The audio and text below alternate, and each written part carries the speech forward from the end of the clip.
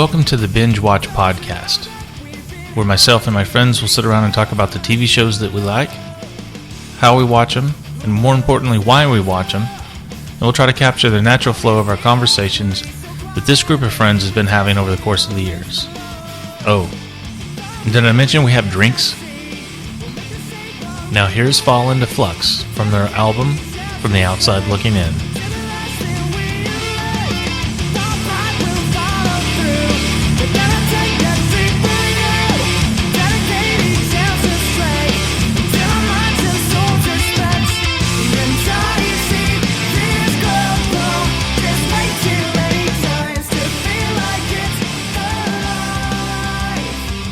I'll have to well, you watched the end of it when you came in.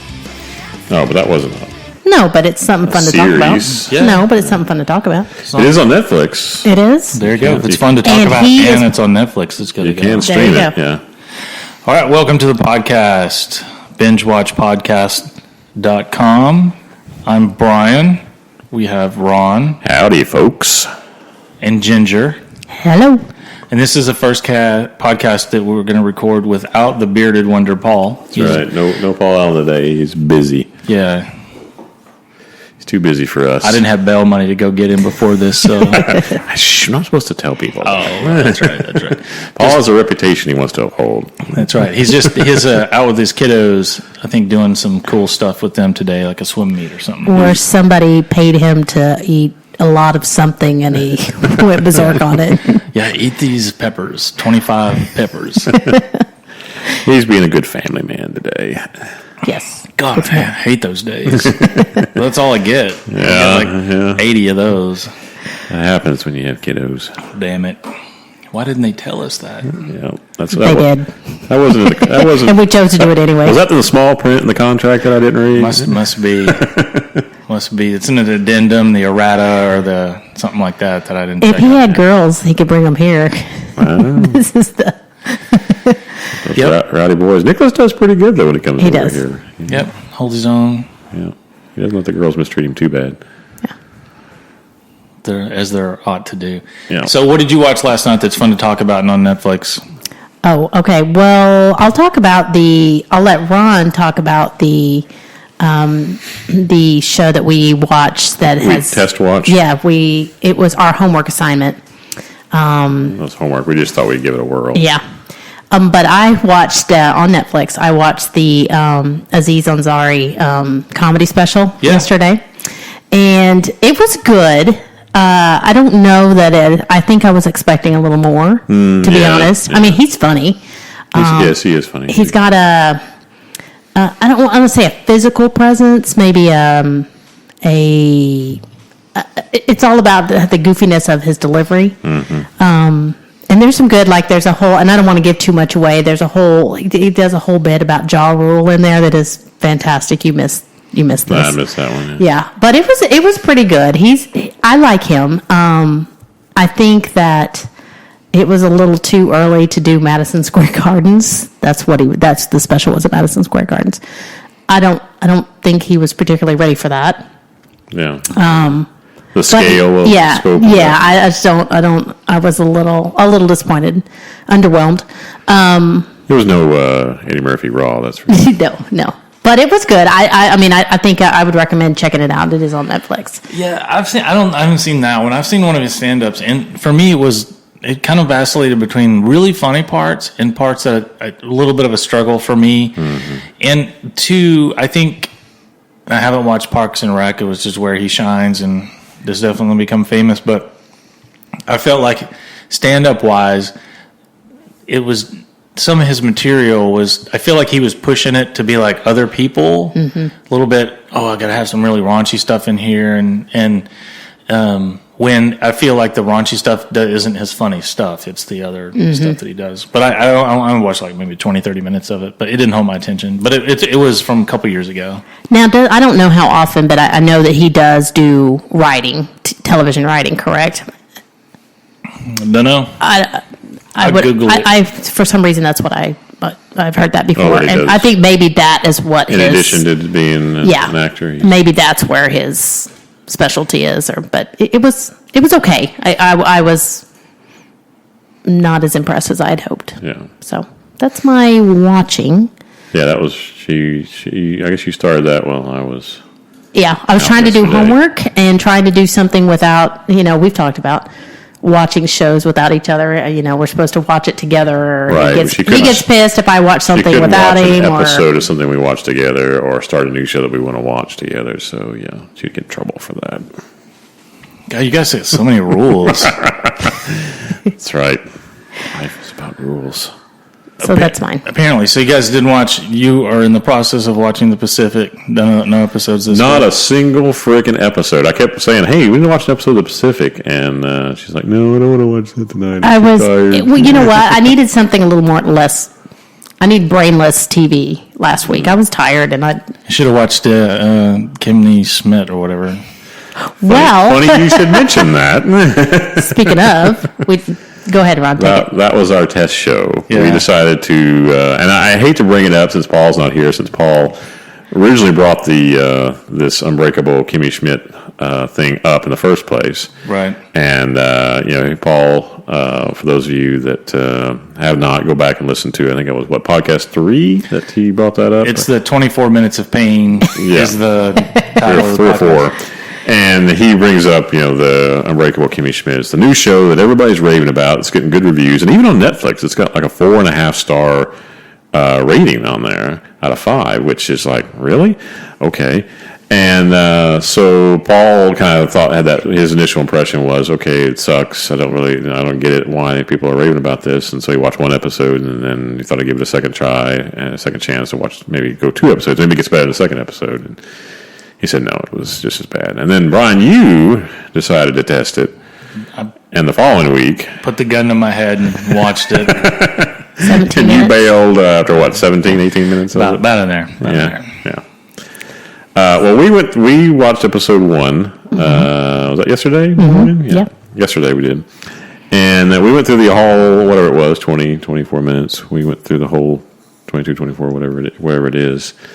And we weren't quite as downtrodden or thinking that Horrified? it was horrified as much as you were, Brian. But we both of us came to the conclusion after watching it, yeah, that's just not really good.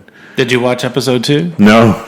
We briefly thought about it, just trying to do the Paul thing. Well, can it go anywhere? I mean, I guess in some ways there's something about the premise. I know it seemed like in the first episode they tried to cram so much in. They tried to cram in, okay, here's the Doomsday Cult girls that come out of the premises. These girls are in this bunker.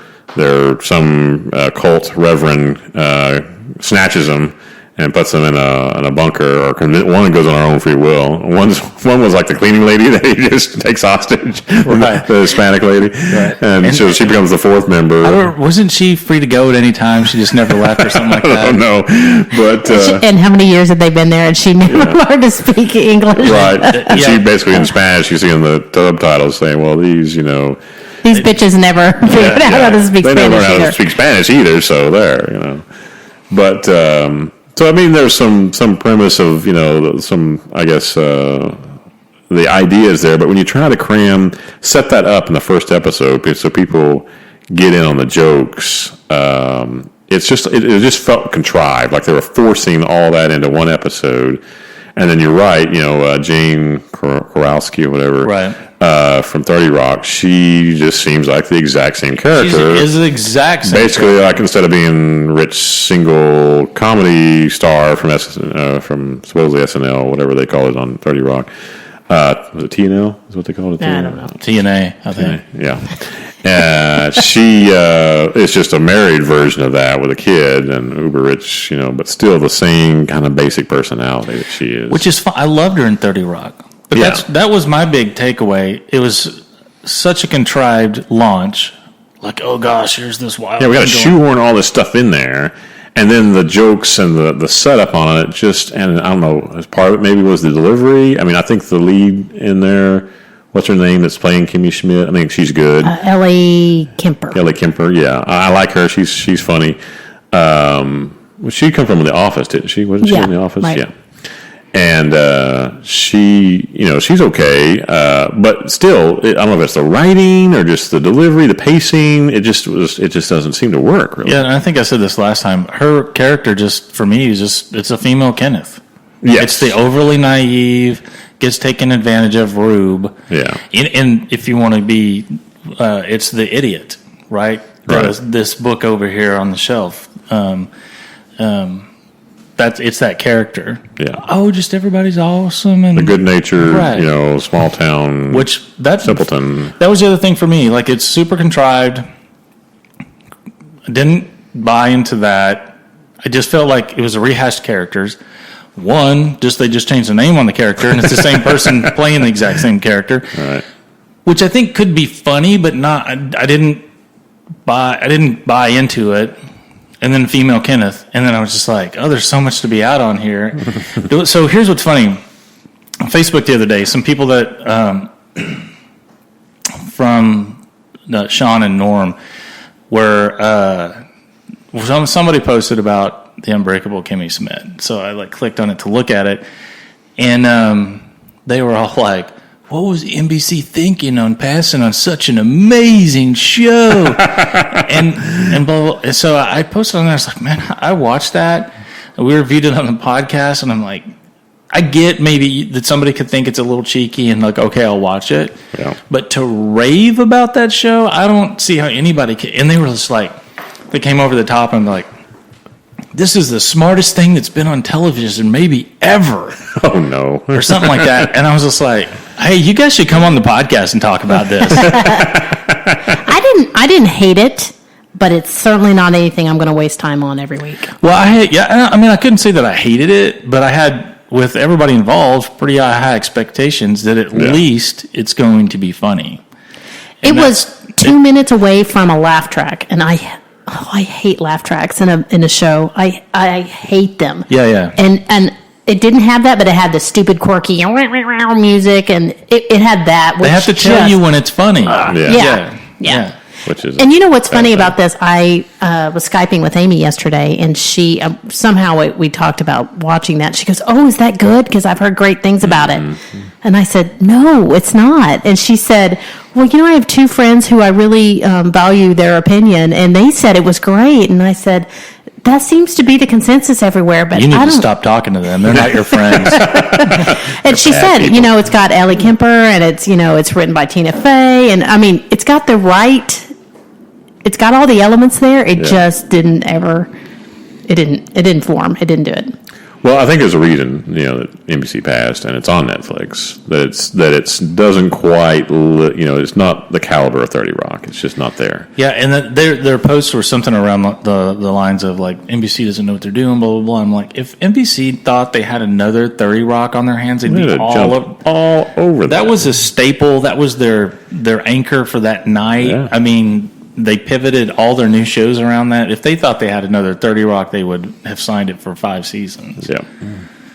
Yeah. So we did some homework. Yeah. And too bad Paul's not here to. Yeah, I mean, trounce on this. Yeah, because he'd feel vindicated once again that he was right that in his initial impression that it was bad. Yeah. Yeah, and we agree. We think it's so consensus is it is. Kimmy Schmidt is breakable. It's breakable. Yeah, like she's that. not unbreakable. We should write that. The Breakable Kimmy Schmidt. yeah. There's our review. The breakable Kimmy Schmidt.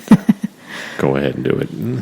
Yeah, so Or don't do it. I did a lot of watching this week, but it's in conjunction with what Paul is watching. So I wanted to rewatch a little bit of it because I know he's going to want to come in and talk about it, and he's going to be, I think, a raving lunatic fan of the show now. Oh yes, I know what you're talking about. So I just spent a lot of time this week watching that, but I did. And I think, Ginger, was the podcast we recorded where you weren't. I talked about Secrets and Lies. It's on ABC with stars Ryan Phillippe, which I think he was on Mean Girls or whatever back in the day, and married What's-Her-Nuts, and they got divorced. They have a couple kids together. He married Reese Witherspoon. Reese Witherspoon, right? Correct. Right. Good. Ginger knows who married who stuff. Yeah, I know the important stuff. Bring it. So it's good. I like it, and that's what I said initially. And I think I'm 4 episodes in now, but But I got to tell you, like, they have chosen, and I don't know if it's a product, I don't think it's a product of his acting in particular, but it is, I think, just a pure product of the writing and them boxing that character into, he's like so reactionary and always makes the wrong decision and just never thinks through before he's screaming and yelling at people. Is this the show where he's the dude accused of killing a kid? Yeah. He's a jogger, finds a child's body in the neighborhood, and then it goes from there. That happens in like the first 10 seconds of the show, so it's definitely not a spoiler. But his character over time is just becoming really difficult for me to watch because he's so freaking annoying. Are you sure it's not him? I don't know. I've never seen anything else. I wonder if he's a one-trick pony kind of. Didn't he get his big break in Cruel Intentions? It's not Mean Girls. It's Cruel Intentions. Yes. That's what I'm thinking. With him and I don't know that he has much range, and I'm wondering if do you think it's that? Sarah Michelle Gellar. I haven't watched it. Could be, so. but I mean, it may be a little bit his acting, which I feel like he's doing an okay job in. It's just this character, like what I dislike about shows and can seem really, from a character perspective, really unauthentic. If something's going along and something tragic happens, you generally you react to it the way you would react to it because you're you, and it may be amplified a little bit. But how is this guy? He's so reactionary and so crazy and so out to prove himself innocent and is doing all this dumb shit to do it. How is he running this successful business and has a merit? You know, it just seems a little unauthentic, and I get it. It's like this character's first time to ever be, potentially considered, investigated for murder. So he probably is going to react a little weird sometimes. But it's like just every episode is him blowing up, making himself look more guilty because of the way he's reacting. Every possible worst case screw up he's doing it. Yeah. Trying to find somebody else to blame it on. And so it becomes less of a thriller and just watching this guy be an idiot. Yeah. I'm still probably going to try to hang in another 2 or 3 episodes and see, because I did like the first couple of episodes. Wait, this is on ABC? You're watching something on network television? Yeah, well, ABC's made a pretty big gear shift. So Secrets and Lies, and then the other one, American Crime, that I'm only 1 episode into, it's definitely, they've taken a huge leap towards being like something that AMC might show. Yeah, they're trying to be like a... What's American? Who's in that one? American Crime? Yeah. It has the guy from Taps. Timothy Hutton. Oh, and we've talked about him. Yeah. Okay. So I think you were here for that podcast. He's the main and that first episode I thought was amazing. There's the show starts with the murder of someone, and Timothy Hutton is his dad. And there's a scene where he has to go down and identify the body. No words for about 2 or 3 minutes, which is definitely not like what AMC and CBS and NBC would normally do. They would never let dialogue go, and his reaction and everything is horrifying. I mean, it's so well done, and it's just a single camera take. It never moves. They don't switch. There's not a lot of editing. It's just he's got to act this out and make you feel, a certain amount of compassion for this person, and he does a fabulous job. That's what really hooked me. I just haven't had time to go back and watch it. But the Ryan Phillippe thing, he's Phillippe, whatever his last name's pronounced. I have a guess, French? but I don't know. Ryan Phillippe. Felipe, I think. I don't know. Felipe, I think. That sounds right. Yeah. So if his character just doesn't irritate me, I do really like What's Her Nuts. That's going to be our go-to, is just What's Her Nuts. I can't remember. Podcast What's Her Nuts. Yeah. We can't think of somebody. It's what's his face? What's her nuts? Brad Pitt's first wife? Jennifer Aniston? No. Maybe they didn't get married. And, Jennifer Aniston, yeah. Yeah, they didn't get married. Gwyneth Paltrow? Before that. Before. Brad Pitt? Yeah. Before Gwyneth. She was in Cape Fear. No, they weren't engaged. I didn't know. Juliette Lewis. They were an item for like years, right? Yeah. Well, they weren't married. No, I already conceded. I know that. They were just living in sin. I give up. They weren't married. They were shacking up. She's in a band. Juliette Lewis? Yeah. But she's the one I'm really liking. She plays. I know you weren't here for that podcast, but she plays the investigator, and she's playing cop. it very creepily and not overblown. Which normally, if she's in something, she's so crazy over the top that after a while you're just like, "Oh, stop! I can't take it." But those those are the shows that are ongoing right now that I'm kind of watching, and those are both are on Hulu, which has its hits or misses. Are you on the paid side of Hulu there, the subscription side? Yeah. Yeah. I don't think you can watch anything on the free side, can you? So just clips and shit. Is it just all clips? I think it's just clips and stuff. Yeah. I don't know anybody who does Hulu. Him? I mean, you are the only one, because I always thought it was. I always got this impression that was like old school, like Gilligan's Island. Well, I think they started out that way. Oh, Yeah. okay. You know, and then they started getting subscribers, people, you know. BJ and the Bear. Yeah. I'm just coming up with stuff Great now. show. What do you? Don't be making fun of BJ and the Bear. Grizzly Adams. Mannix, good stuff. Mannix. I remember Mannix. I don't even know. I don't know what that is. You don't? No. Mannix? No. It was Maddox. No. Mannix. Mannix. Oh. Yeah. It was a TV cop show, early Yeah. 70s, I think. Yeah. You remember Cannon? Oh, you guys are making shit Okay. up now.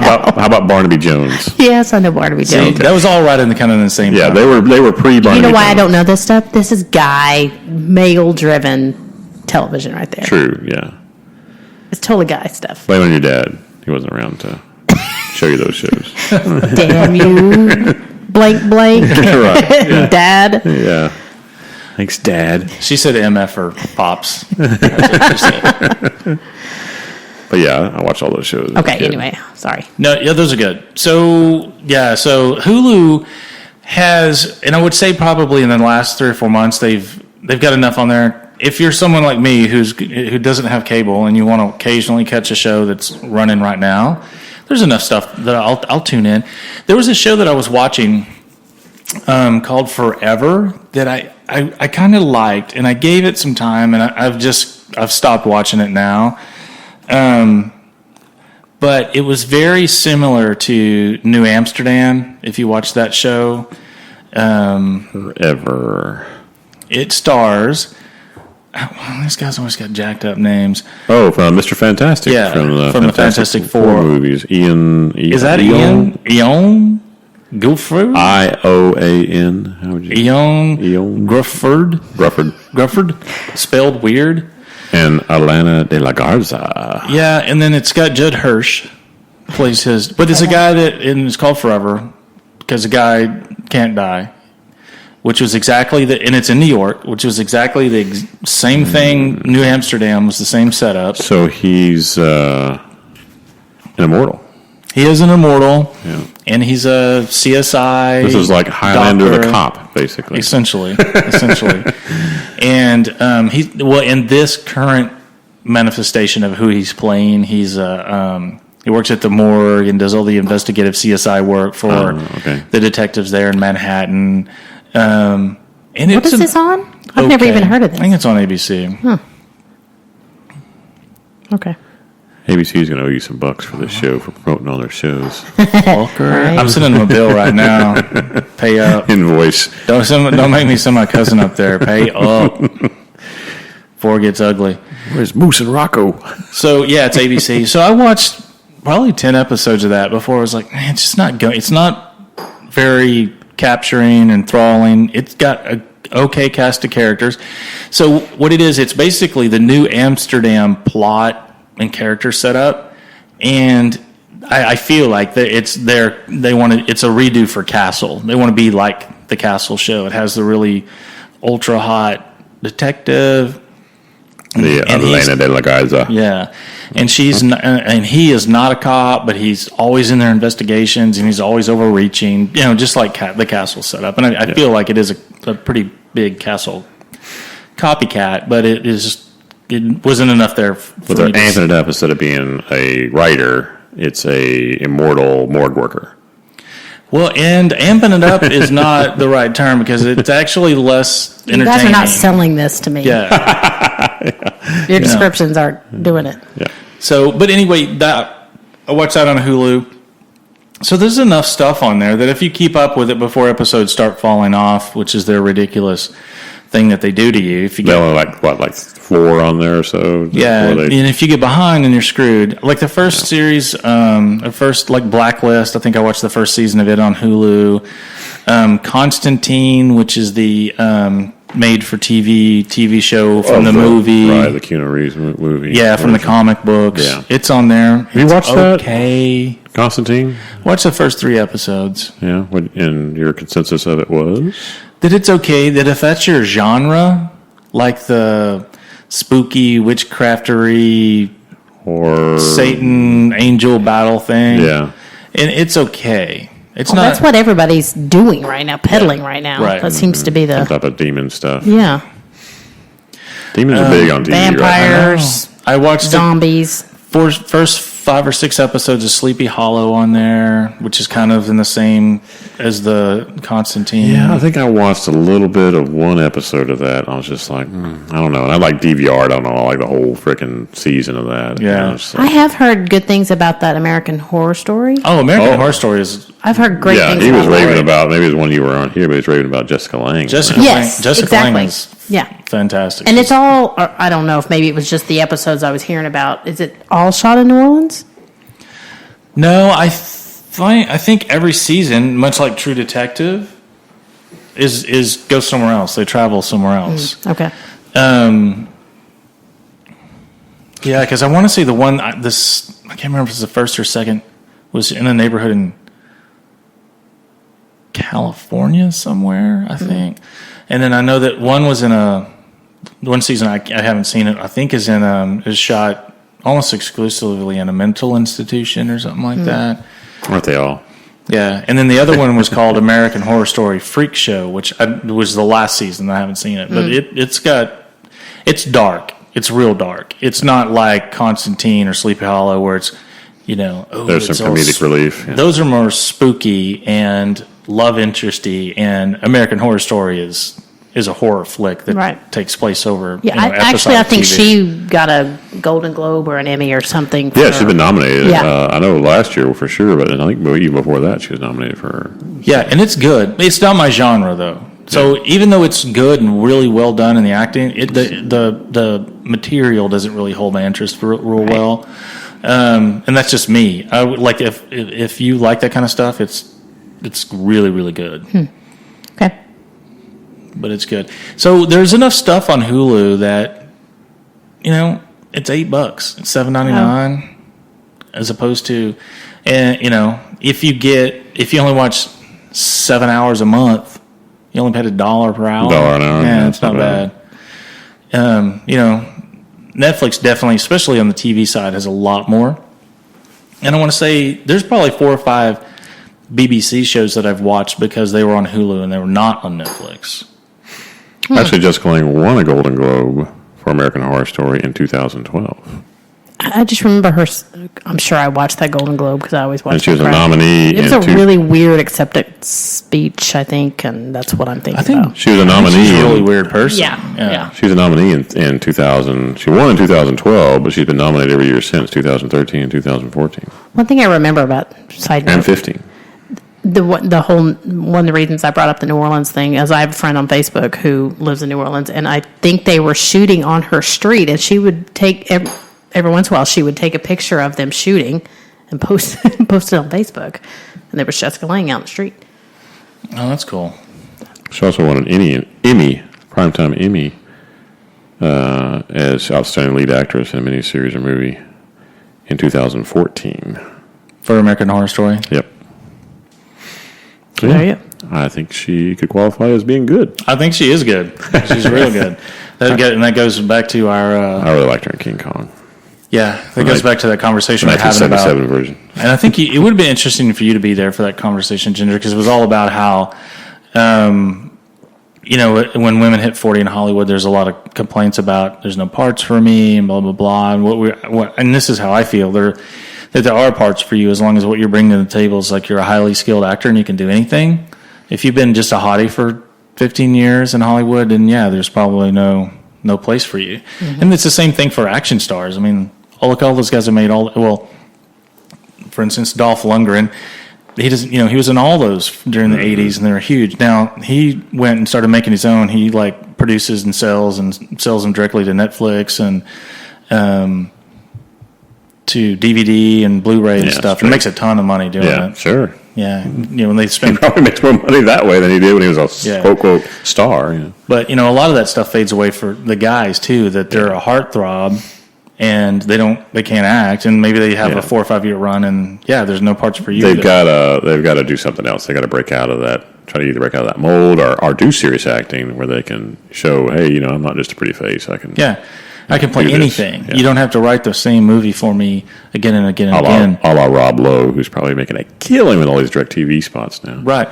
Well, and he's everything he's done since then. He's had super success, and it's been on the heels of his acting, not that he's the 80s heartthrob. Right. That I was about to say they don't have to write the same movie for him every time as they do, like maybe Will Smith. Wesley Snipes. Okay. Both Brian and Ginger have now again brought up their personal Hollywood nemesis. Wait. Brian hasn't talked about Julia Roberts yet. Hold on. I will destroy Will And Smith. I almost, speaking of 40 women over 40 in acting, that was my next. You should have. I would have destroyed her. Just to see you riled up about it. I'm just a girl looking at a guy. But yet you knew that line, so there you go. About a boy is not about a girl. What is it? About a boy, isn't it? What? No. What's the one with what's it? Park something. Parks and Rec? No, the movie what that line is from. That's Notting Hill. Notting Hill. Notting Hill. I'm just a girl looking at a guy.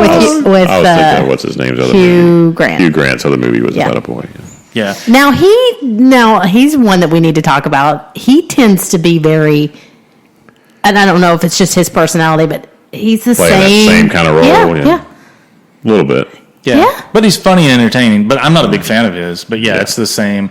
I can take him or leave him. Him and Jessica Lopez, Made in Manhattan. Is that what the one? He was in that? I thought. Jennifer Lopez. Oh my gosh. They were in one together. I'll have to look it up. But he plays the same guy every time. He's kind of funny, though. I think personally, I saw him on Fallon. We saw him on Fallon the other day, and he's actually kind of funny. Yeah, he has that self-deprecating style of humor, which is has its charms, I guess. And he's an attractive man. He's aging well. Yeah, he's always been a good-looking guy, and he's aging well. Other than his little bit with the prostitute that in real life. I said Jessica Lopez. It's Jennifer Lopez. Jennifer Lopez. That's I corrected you. I just didn't say it loud enough. Oh, PBI might rip us new for that one. Sorry, PBI. And I actually thought I was a fan of hers. J-Lo? Yeah, not music, because that's always sucked. But right. When she did The Cell, I liked that movie, and I love Out of Sight. It's one of my favorite movies. That's one of Ginger's. I will watch that every single time. Well, because she loves herself some George Clooney in that. Yeah, but Jessica It's Lopez is great in there. She is good in that. She now will be Jessica Lopez. Yeah, forever known to me as Jessica Lopez. That's what the J is for, and J-Lo is Jessica, not Jennifer. I IMDb Jessica Lopez, and it said camera operator on something. I was like, her star is really falling down. Wow. Yeah. They didn't get credit for. Was she on American Idol? Not American Idol. Yeah. Was she a judge? On Yeah, she was American Idol. Is she gone off there now? Yeah. I haven't watched that in years. Is that show on anymore? I don't even know. I think they just started. I think they just started a new season. I would be interested to know if what has better ratings, American Idol or The Voice. I think today, right now, it's probably The Voice. Yeah. It's interesting. I think American Idol has kind of had its moment in the sun. It's now on decline. So she was in. This is when I started watching her. She was in U-Turn, which not bad. Yeah. She wasn't bad. I was not a fan of that movie. Yeah. Not seen it. Then she went to Out of Sight, The Cell, and then this is where she goes off the tracks. The Wedding Planner, and then she blows up The rom-com. Yeah, and days. She goes into rom-com, and then that's when all of her music comes out, and that's when she transforms from Jessica Lopez to J-Lo. Right. From Jenny. Yeah. Jenny on the Block. Jenny on the Block. No, she was no longer Jenny on the Block. No, it was her and Ralph Fiennes in Made in Manhattan. Oh. God, what the hell was he thinking? I don't know. And then she went to Jiggly and Jersey Girl, 2 bombs. What else from her days? Jiggly. From her days of dating Ben Affleck. Oh, yeah. Oh, yeah, I forgot about that, too. The Bennifer days. Yeah. Gosh, But I guess he's still Bennifer because now he has. Now he has a new Bennifer. Yeah. Or new Jennifer. Yeah. Jessica Gardner. Jessica Gardner. Right.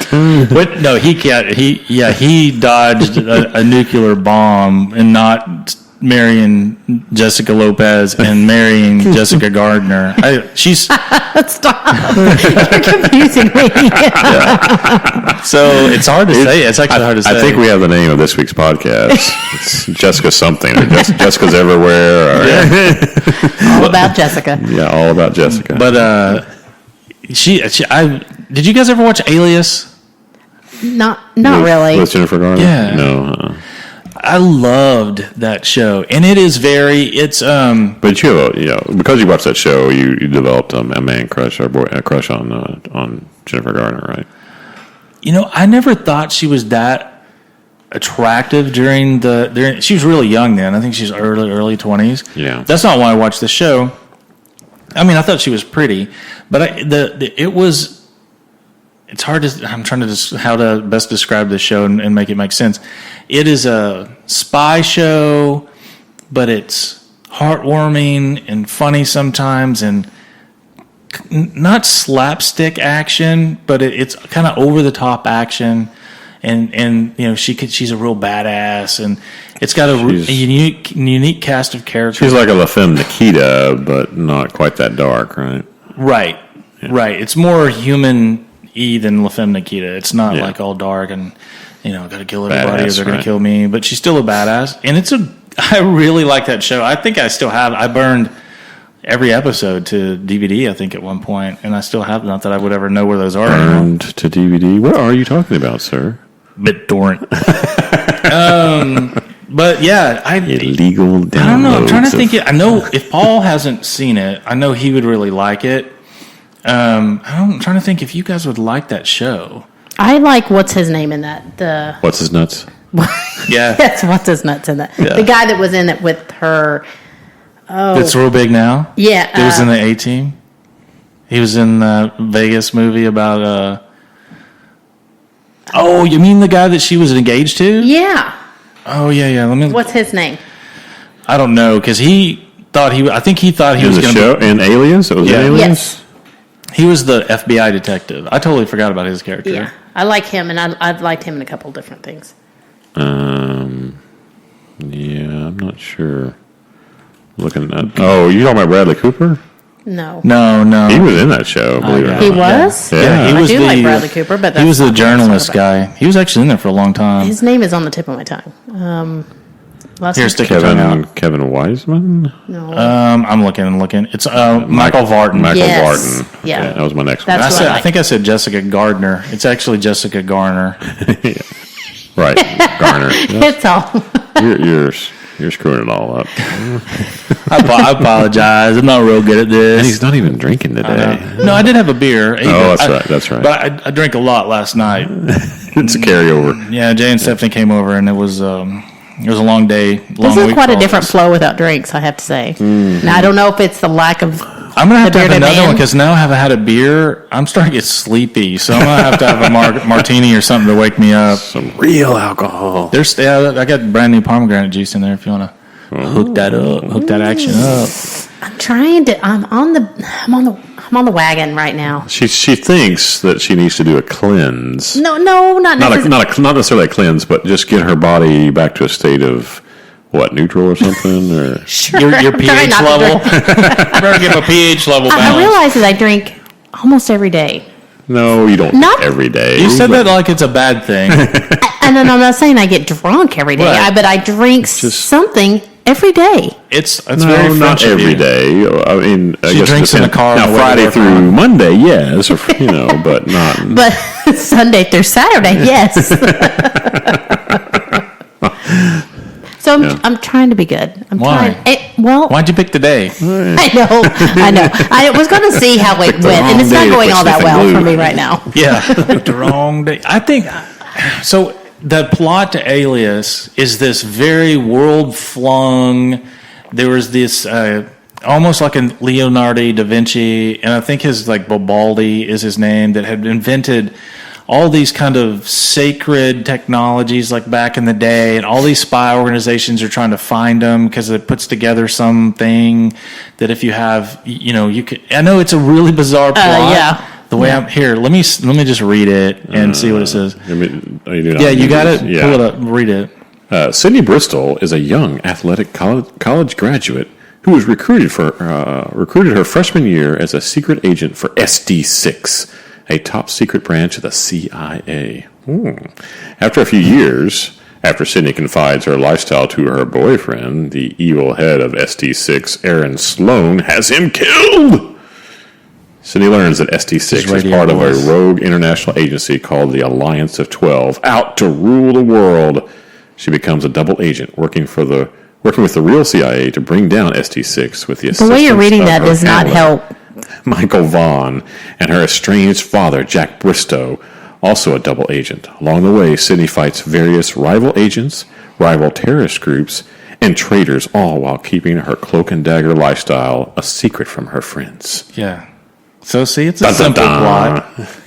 You know what's funny? I used to read the girls' bedtime stories like that, and they would get so upset. They would cry, and they would be, "Stop it, Daddy!" But I would read the overly dramatic, The dramatic reading. Yes. Oh, It God. reminds me of that guy who does the Batman thing. I'm Batman. And he does The Bat everything Dad. in the It's Bat Bat Dad. Dad. It reminds me of Yeah. him. Yeah. Have you brushed your teeth? Because you don't want gingivitis. So I didn't watch the show because I was attracted to Jessica Gardner,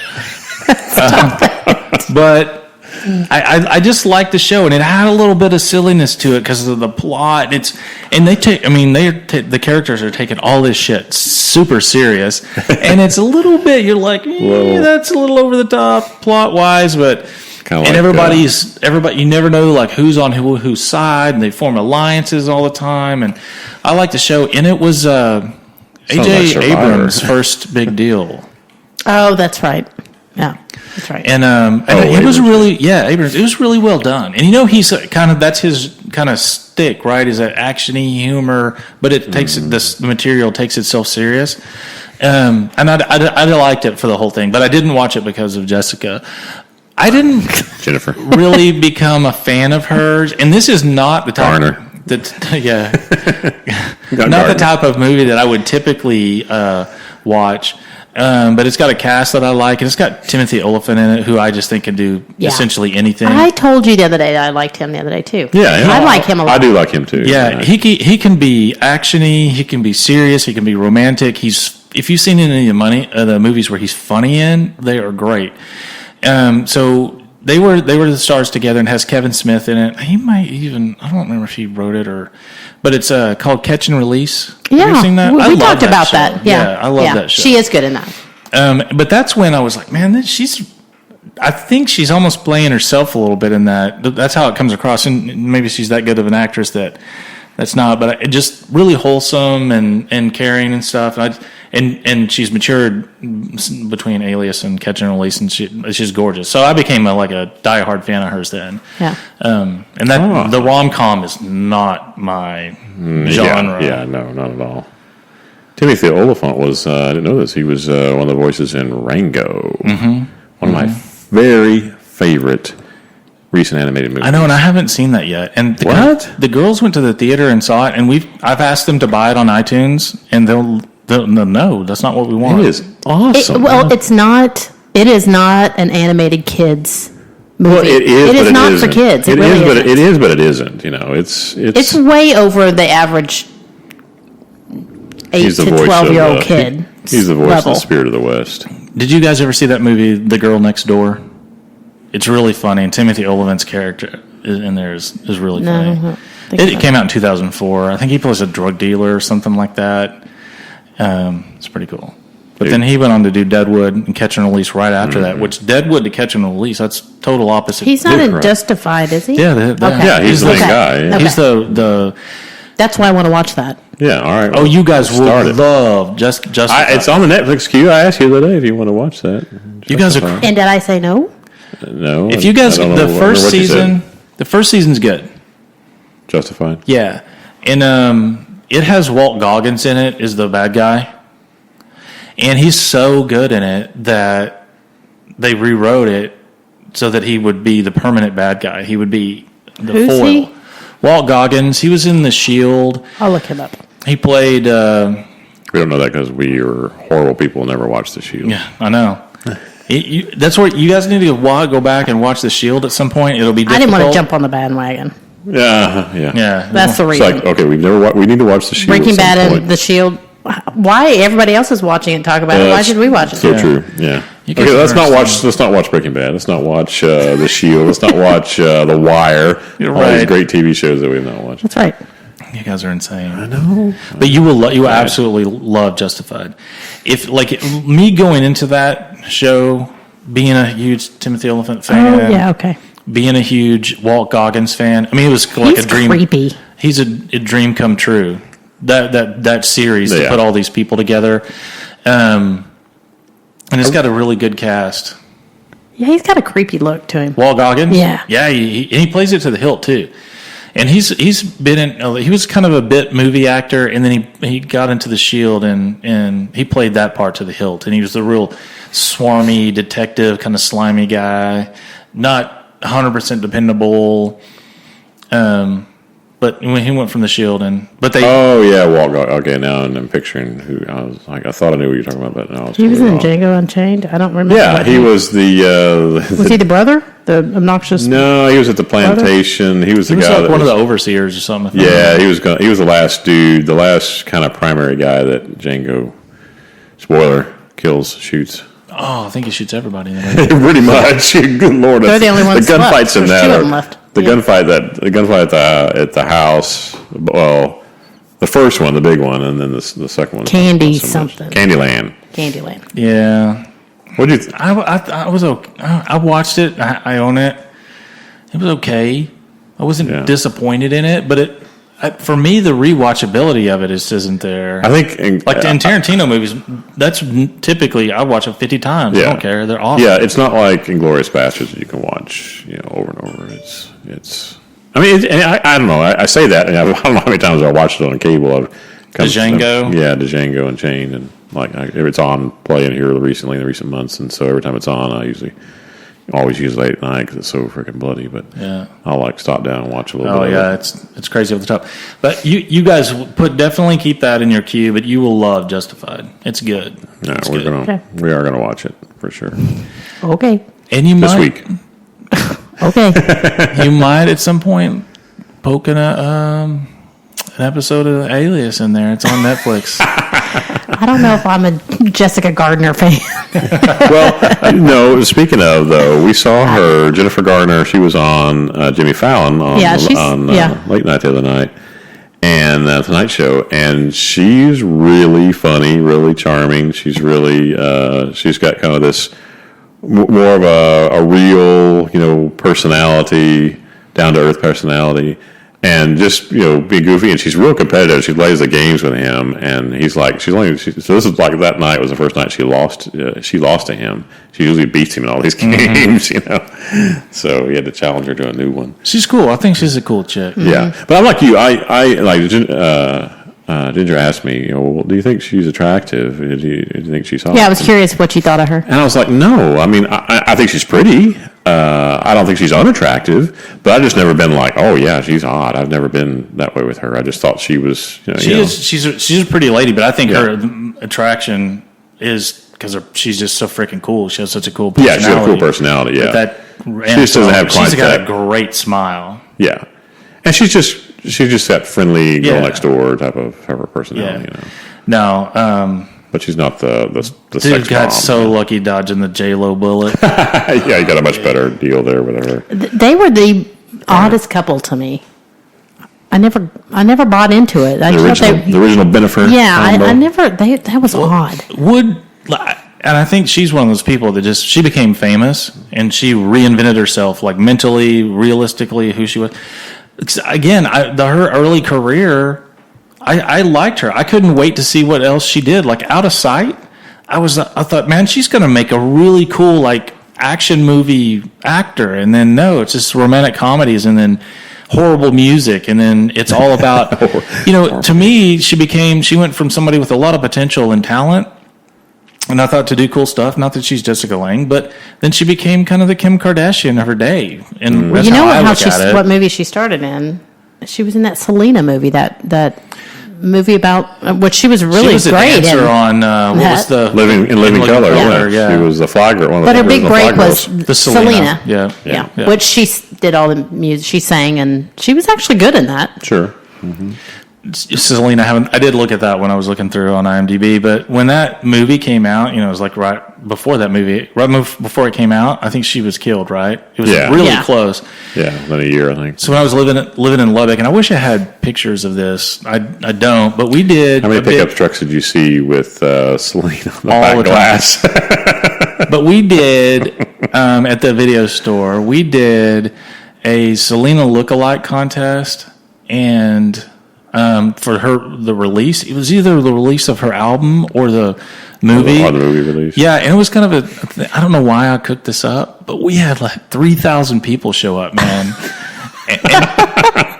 and I don't. funny. And it was kind of one of those things we kind of had to improv, like if I remember correctly, we didn't have a way to vote, especially with 3,000 people. So we had we put a stage outside and right outside in the parking lot, and there was like 5 or 6 girls. I mean, they looked they did the whole thing like from head to toe. It ended up being like a really cool event. I was blown away by it, but yeah, I mean, fan base. Yeah.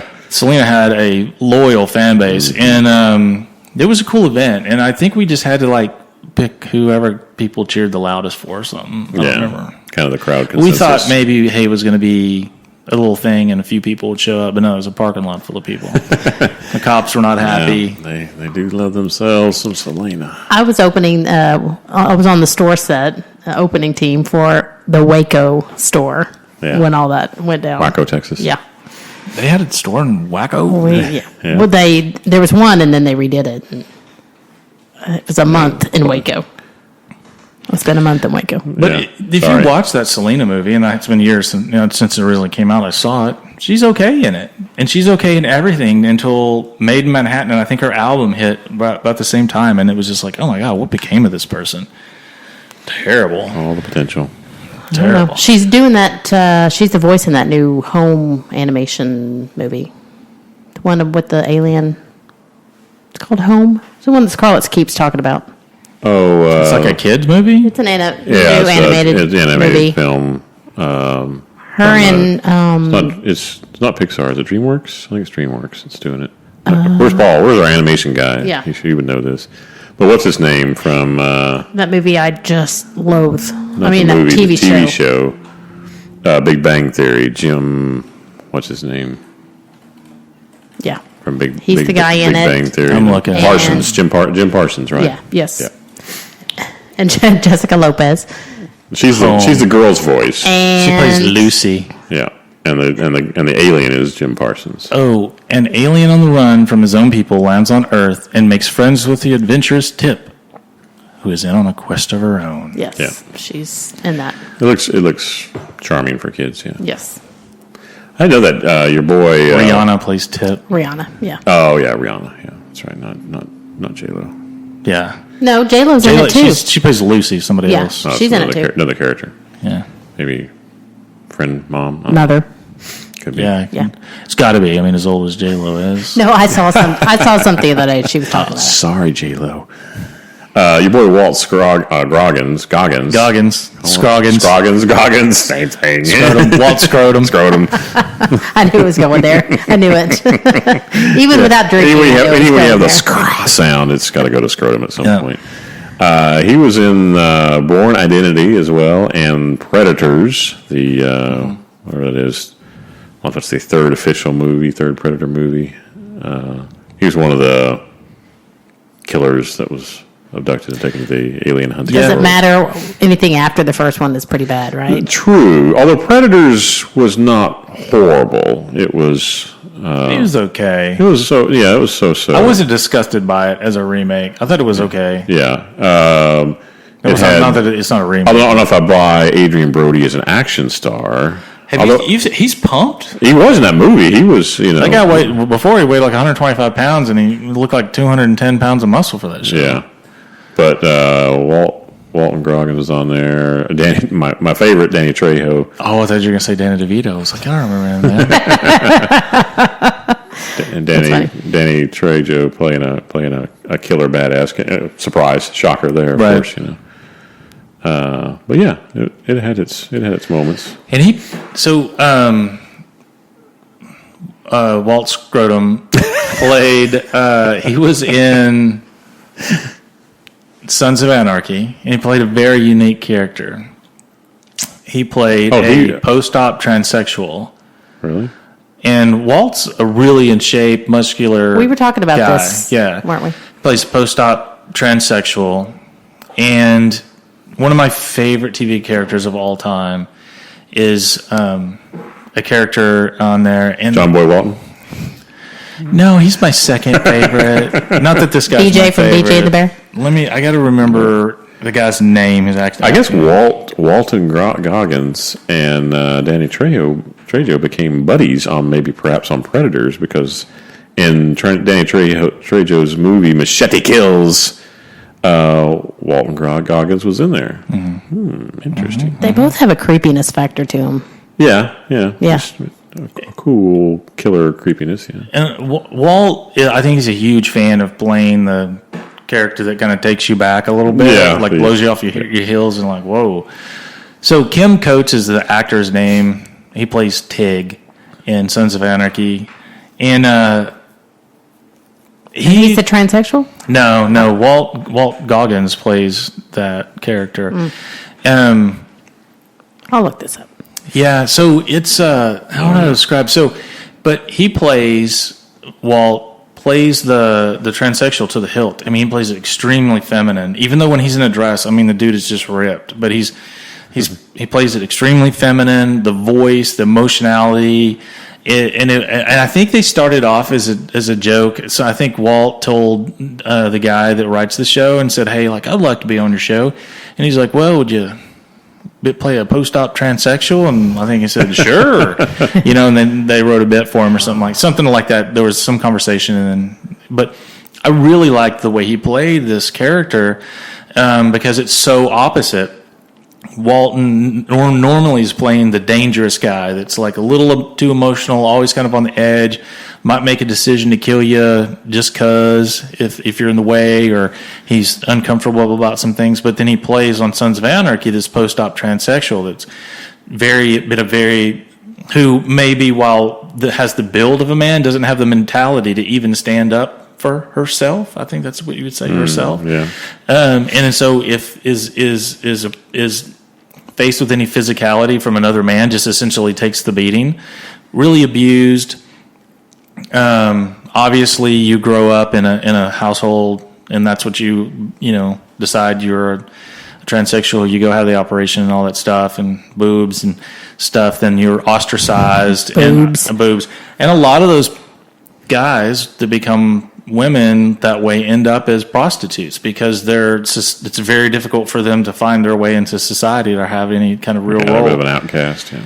In Tig is the same way in terms of like the things all the horrible things that have happened in Tig's character's life, which as a father, you watch the stuff that Tig has to go through in the show. There's like 4 or 5 episodes, man. You just almost can't take it. And at the 2 seasons before the end, these two characters kind of find each other. Now, Tig is a freak. He will bang anything, anywhere, whatever. And he meets this transsexual, and you can see it in his eyes, like, I never had me a transsexual before. And it becomes this weird sex thing, And then they make this they're these two horribly damaged people, and they make this emotional connection that they share what they can't find anyone else who shares, which is like the pain and the sorrow that they have. So they make this emotional connection. And then it actually becomes like a relationship when Tig was just like, hey, I want to hit a transsexual because I've never done that before. Falls for the... Yeah, it becomes this great storyline. It goes right up to the end of the show. And they have, it's just two muscled up dudes, and they have these really great emotional scenes. And I was blown away by how far they pushed it in the show, and the sexuality piece of it, and the emotionality of these two characters. I loved it. It was like in the last season, it was definitely one of my favorite plot lines that they had in there. It was really, really good. Of SOA. Yeah, which again, you guys should watch Sons of Anarchy. I know. But everybody's watching it, so why should we? Yeah. You guys are the cool kids. We are the cool kids. We don't watch stuff other people watch. Too popular. Too trendy. Yeah. We're anti-trends. So I think we got to get a drink. You're, by the way, we're on the Walton Goggins kick here. Forgot a movie that he was in, and I was like, oh, yeah, that's what kind of keys in my brain. The one with Duvall? No, he was in House of a Thousand Corpses, Rob Zombie's movie. Haven't seen it. He plays a sheriff's deputy, kind of the bumbling. You and I might be the only ones who've watched that. I'm sure there's other people in the audience who've seen. They've watched that, and the only reason I watch it is because you made me. I'm a Rob Zombie fan. House of a Thousand Corpses, and then the follow-up, The Devil's Rejects. He was in. But and speaking of House of a Thousand Corpses, you know who else was in it? Our buddy from Talking Dead, Chris Hardwick. Remember him in that movie? Yeah, I do. Yeah, he was one of the. Are you caught up on Walking Dead, by the way? Yeah. Okay. Yeah. Shh! Don't get in there yet. I'm not. It's funny. Oh, okay. Yeah, it's funny that you asked that, and I'm not going to talk about WD, but it's funny that you asked me that. We had that conversation a couple of podcasts ago about, Paul was saying, he was reading that article about that dude that was bitching about a series of a show all being made available at one time. Right. Can't talk about it with anybody. And everybody at work, that's the first thing they ask me. Hey, are you caught up with whatever show? Yeah. And if I say no, they're like, hey, when you get caught up, hook up with me because there's some stuff I want to talk to you about. Yeah. I think everybody's so adjusted to that. Yeah, It's not a point of frustration. It's just. Or that you can't, don't talk about it, it's only spoilers. You can, like, people like Paul was saying, they work around that. That's now. Paul's for looking at Twitter. Right, yeah. That's his fucking fault. Yeah, if you read too much Twitter, sometimes on Facebook, I'll see something I post, or even I'll see a post because I like the Walking Dead Facebook page, and it pops up on my feed. Yeah. See, I don't have any of those because I know that you have to really be careful. Yeah, so I don't have any but of they those try not to. I mean, the real post from them. If you read, some people's comments, if they start showing up seeing some comments of people saying something about one of the more recent episodes, but they try not to in their posts. They try not to give anything away. They may just say something. The titles of their post are really alluding to something, and I will do mental leaps. Like if I read that, and I don't want that. I want to go into the show knowing. I usually just when I haven't seen it, when I'm caught up, it's fine. I'll read them all. But when I don't, I just kind of skim over those. I just don't try not to look at them and go to the next thing in the feed. So it's not an issue. Yeah, show me that hot inked tattooed girl. Where's my feed at? Before we break, I want to bring up something, and something for you to think about when we break. A show that until recently, I don't know anybody has ever watched except for you and I. And you and I have talked about it in the past. And I was talking about it to somebody today, and they said, "Oh, I used to watch that show."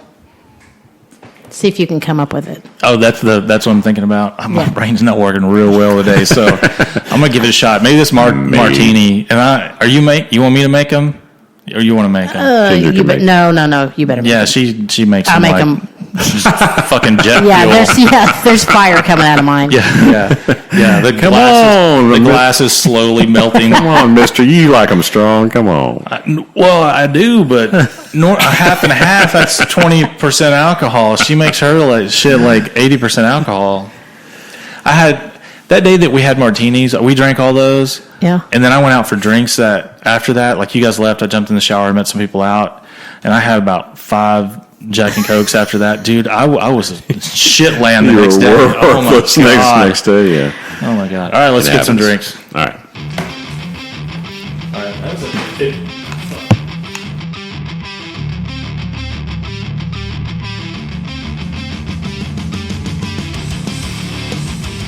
for listening to that segment of the Binge Watch Podcast. You can find us online at www.bingewatchpodcast.com, on Twitter at BingeWatchPC, and on YouTube and Facebook by searching for Binge Watch Podcast.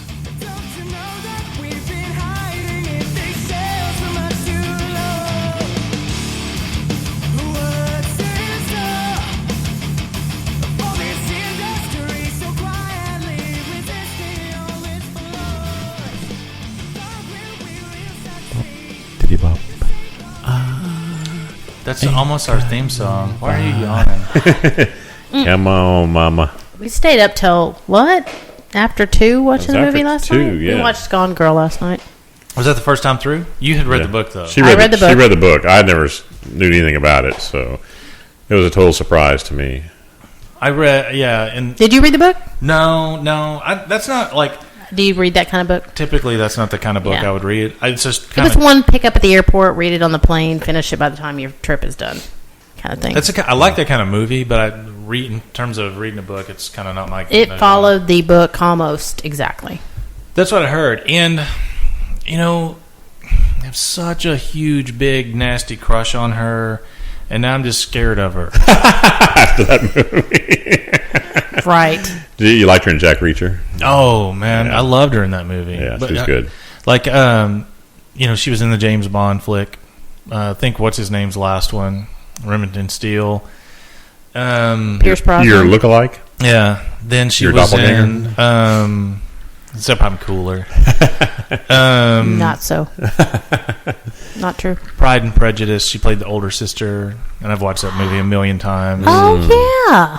That's right. I forgot about that. Okay. Yeah. Yeah. I like her too. That's one of my favorite all-time movies. You know what? Who I liked in that Kingpin. movie, actor-wise, actress-wise? I mean, Rosamund Pike is awesome, but the sister, I don't know who. Have you seen Gone Girl? Who plays the sister in that movie? I don't know her, but I really liked her. From Gone Girl. From Gone Girl, yeah. Who is that? Carrie Coon? I've never seen her before, but I thought she was really great. She reminded me kind of a little bit of... Maybe I just liked her character, period. I am drawing a total blank on who she reminds me of. All right, table that. You have not. No, you've not seen her on anything else. Yeah, she's not familiar to me. Not unless you were watching the Ironside remake series in 2014, which I don't think you were. Oh, I totally was. Loved it. Loved it. I was sneaking it in it when Ron wasn't home. You're not supposed to do that. Did you miss the rules piece earlier? Come on. Sometimes now. I'm a rebel. Carrie Coon with a C. Yeah. CC. Carrie Coon. Margot Dunn. How could we screw up her name? I'm not going there. Yeah, that's a little dangerous territory there. But I love Rosamund Pike. I just think she is so pretty and so like naturally attractive. And I before Gone Girl, I probably would have questioned her acting ability depth. Really? You were talking about her in Jack Reacher.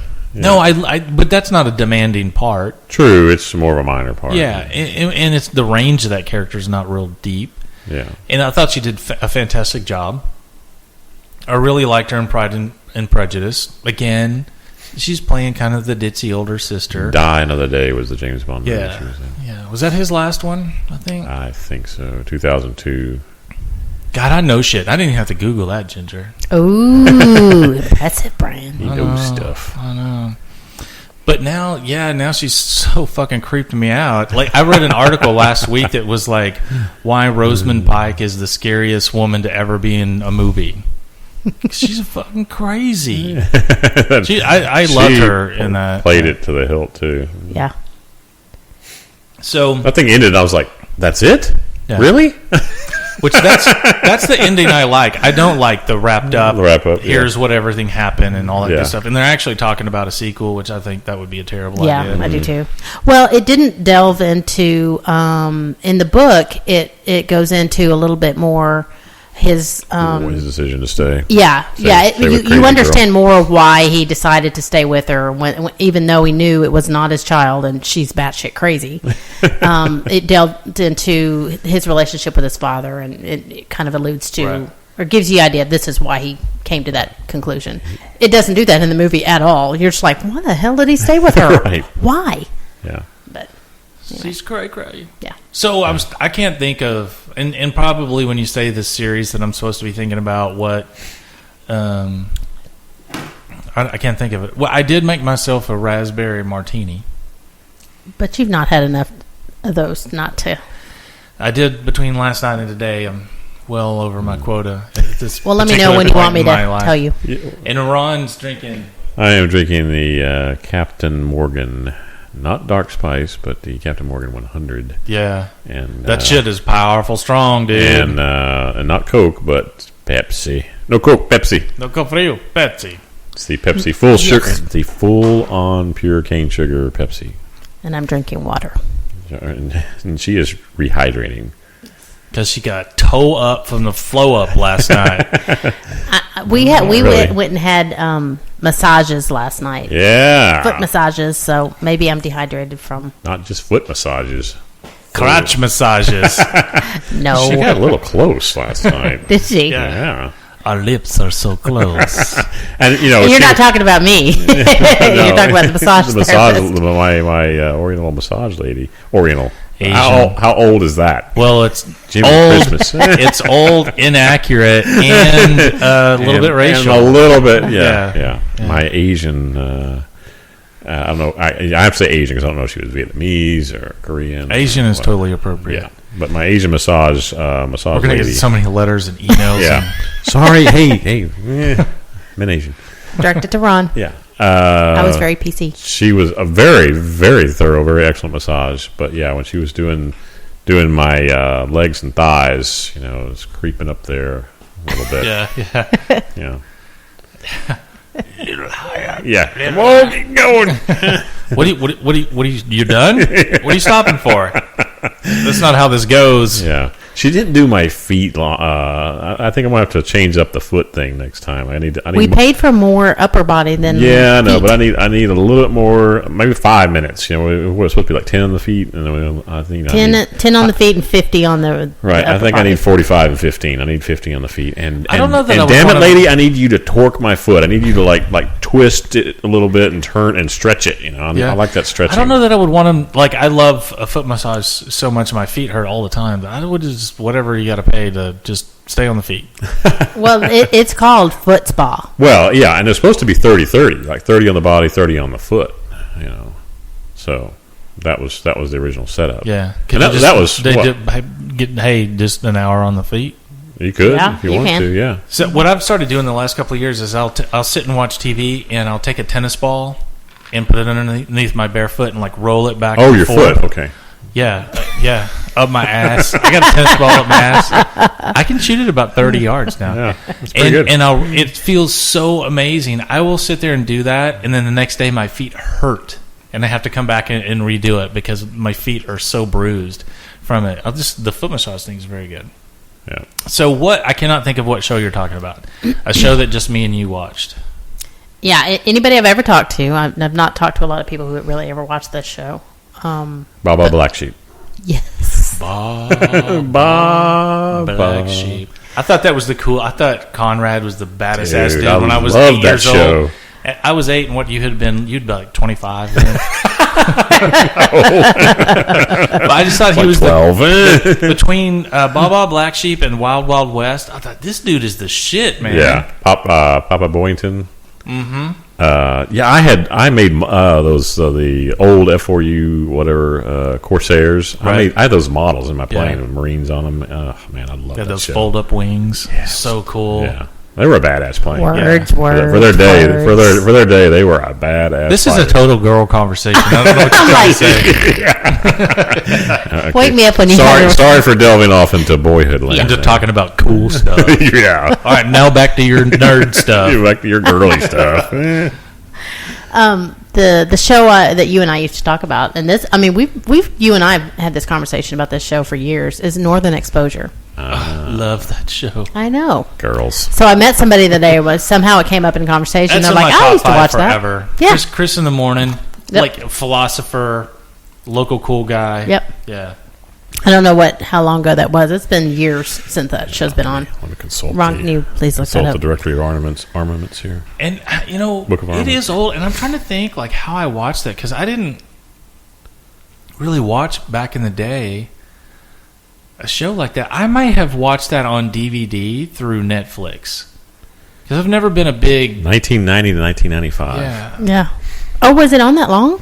Yeah, no, it's got a lot. Now, the 110 episodes. the last season is not fantastic. I think at some point, I probably kind of stopped watching it, but there's a cool thing that shows do, and they paint themselves into a corner on this. It's the love interest. Will they, won't, will they not? And that definitely has that between the doctor and the airplane pilot, the bush pilot.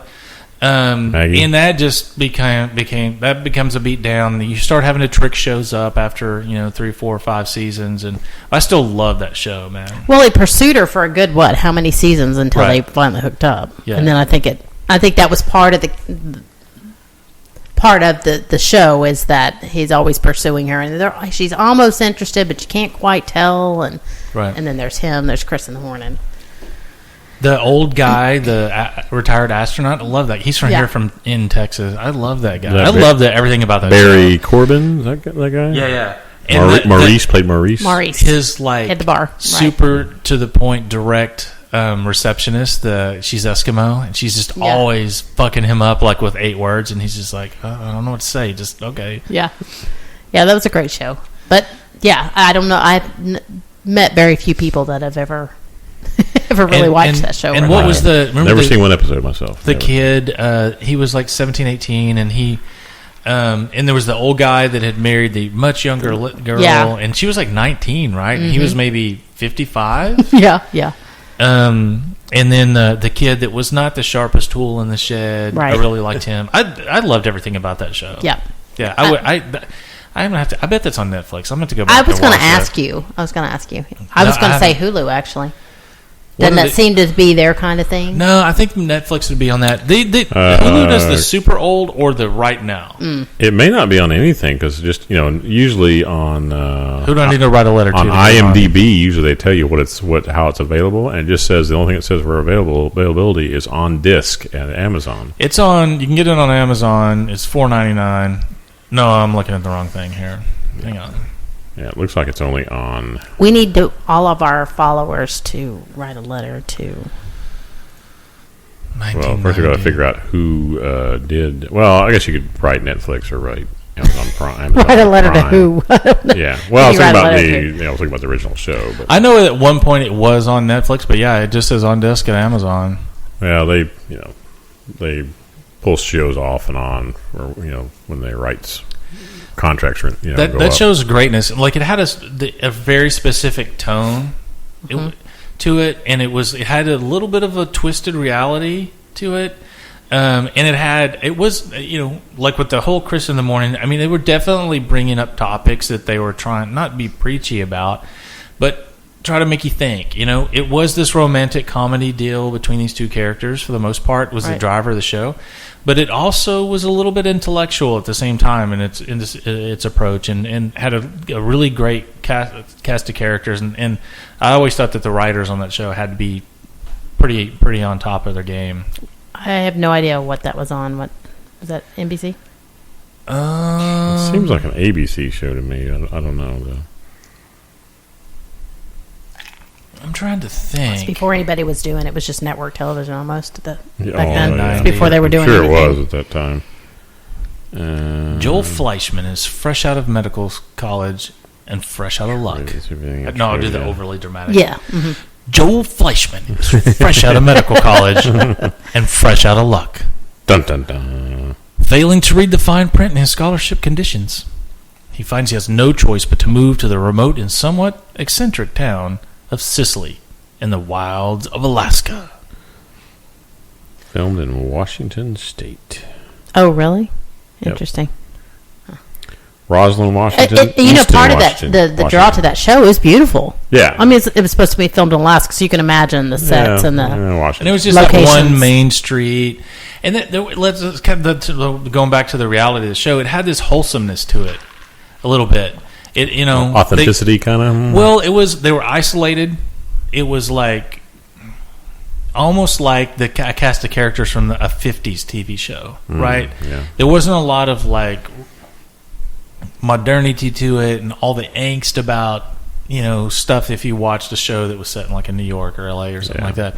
It's out in the middle of nowhere. It's really slow-paced life. It's kind of a little bit of a mundane. You see the same cast of characters every day as you're walking through the village. Going down to the coffee shop. But I really liked it, and he was such a fish out of water that added a lot to a lot of the humor. He didn't understand everybody. He thought he was the smart, and that's what's funny is like he thought he was smart and knew what was up, but his receptionist, who would barely ever talk, every time they would have a conversation, she'd outsmart him or say something he couldn't have come back to, Right. And then he was just damn it, and then he would just like have to storm off.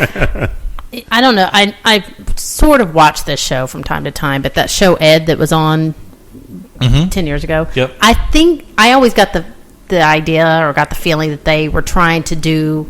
It was a reboot of Northern Exposure, where they were trying to base it on that. They were trying to do it. Never pulled it off, but I got the Ed feeling was on there for four seasons, though. It had a pretty good decent. It was run. okay. It was not great. It wasn't Northern Exposure, but I got the feeling they were trying to do that same thing. I liked it. I watched the first 2 seasons of Ed, and I liked it a lot. I really liked Tom Cavanaugh. Yeah. That was why. He was he kind of easy to watch. It was a little bit less fish out of water and more he was just having a hard time with things, I feel. But I liked it. I didn't watch the last 2 seasons, though. It wasn't Northern Exposure, though. No. A few shows are. Yes. Like, I could, like, did they, I guess maybe they went back and forth. They would either open or close on a Chris in the Morning episode. And he would talk about philosophers and these great universalities, right. And that would kind of encapsulate what the theme of the show was going to be about.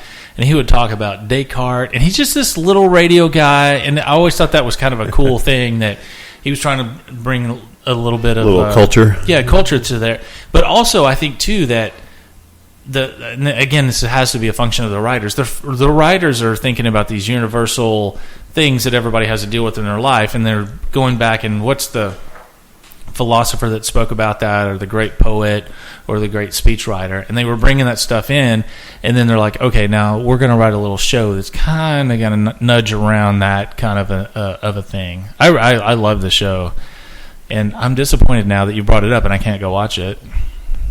Sorry, and that I brought it up and not you. Write your congressman. Yeah, yay for me. Score. I'm getting Ted Cruz on the phone. God, he'll do something. He'll nuke Russia, get it back online. He's stop at nothing to get shit done. Come on, Mr. Limited Government. Yeah. I will nuke the world unless Northern Exposure is immediately back on. Yeah, I think Monday he's going to announce for president. He already did. He did this week. I saw USA Today. I think they're pre-announcing it. Yeah. Oh man, God help us. I know. It's. I don't even want to think about the politics for the next couple of years. it's dumb and dumber. That's a whole different podcast. Yeah, the options are the political podcast. I was trying to think, like with Ed and what other shows have been sort of kind of like Northern Exposure. I don't know that I could think of another one that even. Am I wrong? I mean, maybe that was just the field. Do you think that they were trying to kind of do that? I don't. Maybe not, but it's close. I mean, it has that same kind of like vibe to it, but just thinking through all my favorite Northern Exposure episodes. Remember the one where the guy is like the germaphobe, builds that big old house up there? No, it's been so long. He's almost like the boy in the bubble, but he builds this like house, just like the house in the bubble, the boy in the house or whatever. No. I think Northern Exposure won 2 Golden Globes. I don't know how, like, is Under the Radar, is that show flew? How did it make it that many seasons? I don't know. Talk to people. Nobody ever watched it. Watches it. 110 episodes. Yeah, that's big good, in Alaska. That's a good amount. All 9 people in Alaska watch the shit out of that show. And Washington State. They'll keep it on the air. That's where it's filmed. Yeah, they're high there, though. They'll watch anything. That's right. They got weed legal now there. Yeah. I was speaking of Alaska and weed. Remember the I don't give a fuck, I can't take it anymore newscaster that quit? She started a weed club or something like that in Alaska. And have you not seen that? No. You guys got so she's in the middle of her newscast or whatever, and She's an on-air anchor. she's an on-air anchor. She's very. I don't think she's the main anchor, but she's on air, and she's very pro weed and legalization. And she's a lady. She's a black lady in Alaska, which maybe there's like 3 other ones. I feel like, and 3 other black people on TV in Alaska. black women in Alaska. Yeah, it's a very white state in all ways. Yeah, I mean, it's, yeah. And Well, she's- no, it's not true. You cannot. You have to count the Pacific Islander indigenous population. I have to count them as black people. No, as Why are you so racist, Ron? As non-white folk. Okay. You're very un-PC today. Yeah, what's wrong with I'm not you? in BC. I'm just stating facts. And they're Alaska is known for having It's a drinking game. Every time Ron's un-PC, you take a drink. and I think too here, and I'm not going to Google this because I think calling them Eskimos is just like calling Orientals. It's not what they are. Aren't they Inuits? Well, I think you're getting too. No, PC no, there. I don't know that I am. I think that like if you talk to an Asian person, call them Oriental, they're going to freak out and punch you in the Well, face. okay, yes, on the Oriental, yes, versus Asian thing, but I'm talking about Eskimo. Rugs can be Oriental. Yes, you're exactly right. Who? Rugs. Rugs. Yeah. You don't get let me see your best Asian rug. Yeah, that doesn't really work. That doesn't work. Because the Orient is half of the world, including like Africa Right. and Europe. Technically, yeah. It doesn't make Yeah, any, nobody says Oriental anymore. or Eskimo. I don't know where I dug that up. I think they're Inuits. I don't know that they're Eskimos. Those Google are that pies, one. dude. Yeah. Those are pies. What's wrong with you? Eskimo pies. That's your show name now, Well- Racist Ron. Those Eskimo pie people are racist. Don't call them. All right, let's see here. Let me do. I'm still in IMDb. Yeah. We've officially alienated nobody. We'd like to welcome Racist Ron to the show. I'm gonna be like Paul. No, don't say that. typecast me, man. Now we're bringing that I'm up. not the bumbling guy. Wait, I didn't know call that off. I don't want people to think that. So, Don't blame me for your mistakes. which I've made many. I'll own it, motherfucker. I knocked that shit over. I was hammered, shit faced, high on heroin. But I don't want people to know that or think that. No, it was me. I'm okay with that. So, what am I going to say? Northern exposure. You totally went racist on Eskimos. And you distracted me so bad. But I don't know that there's a lot of shows like that. Because for me, it had that very old school thought America. It was in the 90s, but it was still felt like it was a cast of characters from the 50s. Like watching My Three Sons or something like that. And not that it's that overly done wholesomely, but it had a very unique vibe, and it was funny. It was humorous. It was philosophical. It made you think every episode. Yeah. Okay. Eskimo update. Yeah. Newsflash. I'm on the Wikipedia page under Eskimo heading. It says the Eskimo are the indigenous peoples who have traditionally inhabited the northern circumpolar region from eastern Siberia, aka Russia, across Alaska, United States, Canada, and Greenland. The two main peoples known as Eskimo are the Inuit of Canada, northern Alaska, subgroup Inupiat, and Greenland, and the Chukchi people of eastern Siberia, and the Yupik of Alaska and Siberia. The Yupik comprise speakers of 4 distinct Yupik languages. One used the Russian Far East, and the others among the people of western Alaska. It goes on and on and on. Whatever, racist Ron. No, here we go. While the term Eskimo is sometimes considered offensive in its linguistic... in an Inuit. Yeah, in its linguistic origins, it is not a fundamentally offensive word. Alternate terms such as Inuit Yupik have been proposed, but none have come into widespread acceptance. In Canada and Greenland, the term Eskimo has fallen out of favor. I think it's okay to say the word cracker. Unless it's in certain contexts. Yeah. In Canada and Greenland, the term Eskimo has fallen out of favor as pejorative and has been widely replaced by the term Inuit. That's what your point was. Yeah. Alaska natives are terms specific to a particular tribe. Under U.S. and Alaskan law, however, We will never change that shit in the United States because we still have the Washington Redskins. Well, of course. We will call them Eskimos until the day. Yeah, and I think it's the next point here. So if you're of that, ilk. That tribe, Yeah. that ethnicity. They do Ethnicity? not call themselves Eskimos. do they call themselves Native Alaskans? Well, under U.S. and Alaskan law, No, they however, don't. as well, Neither do Indians. as They don't well call as themselves the Native linguistic and cultural traditions of Alaska. Alaska Natives refers to all indigenous peoples of Alaska. So the correct PC term is Alaska Natives. This includes not only groups such as the Aleut, who share a recent ancestor with the Inuit and Yupik groups, but also largely Wait, unrelated. It's PC to who, though? Huh? It's PC to who? Right. Yeah, You know what's funny? Like the indigenous people of Alaska. I listen to these all these linguistic podcasts because I find it like really, really super interesting. You know that most of the terms that How many freaking podcasts do you listen to, dude? tons the Dude, when do you sleep? Yeah, never that's his problem. He doesn't. sleeping for sissies. He only hangs upside down like a vampire about 2 hours a day. Yeah. Total darkness. You drink the blood of your victims, and it makes you strong. That's what I'm saying. And it's kids. Yeah, go ahead and find whatever you need. I got a podcast to watch. Go ahead. Go ahead and eat whatever you find in the refrigerator. They can make their own food now. Yeah. They can kill it and skin it, and drain the blood out of it. yeah, the neighborhood dog. Does Dee drive herself to school yet? Yeah. Damn, she damn close. Those small animals don't If suffer I, much. Got a I podcast get, to she's watch. so like wanting to be independent on the getting stuff back. She wants to ride her bike from here to school. Well, that's 17 4 miles. miles. There's no way. You're 10. You're not going 4 miles on a bike through all the traffic in this neighborhood. If you add one more podcast, you'll be there. So the what you call like what one group calls another group of people ethnically or whatever. Normally, like especially if you go back and what the French call the Germans, what the Germans call the French. Krauts. It's always see. You're racist. It's Rowan. I was thinking what the French call them. Yeah, it's always in their native language. It's us and them.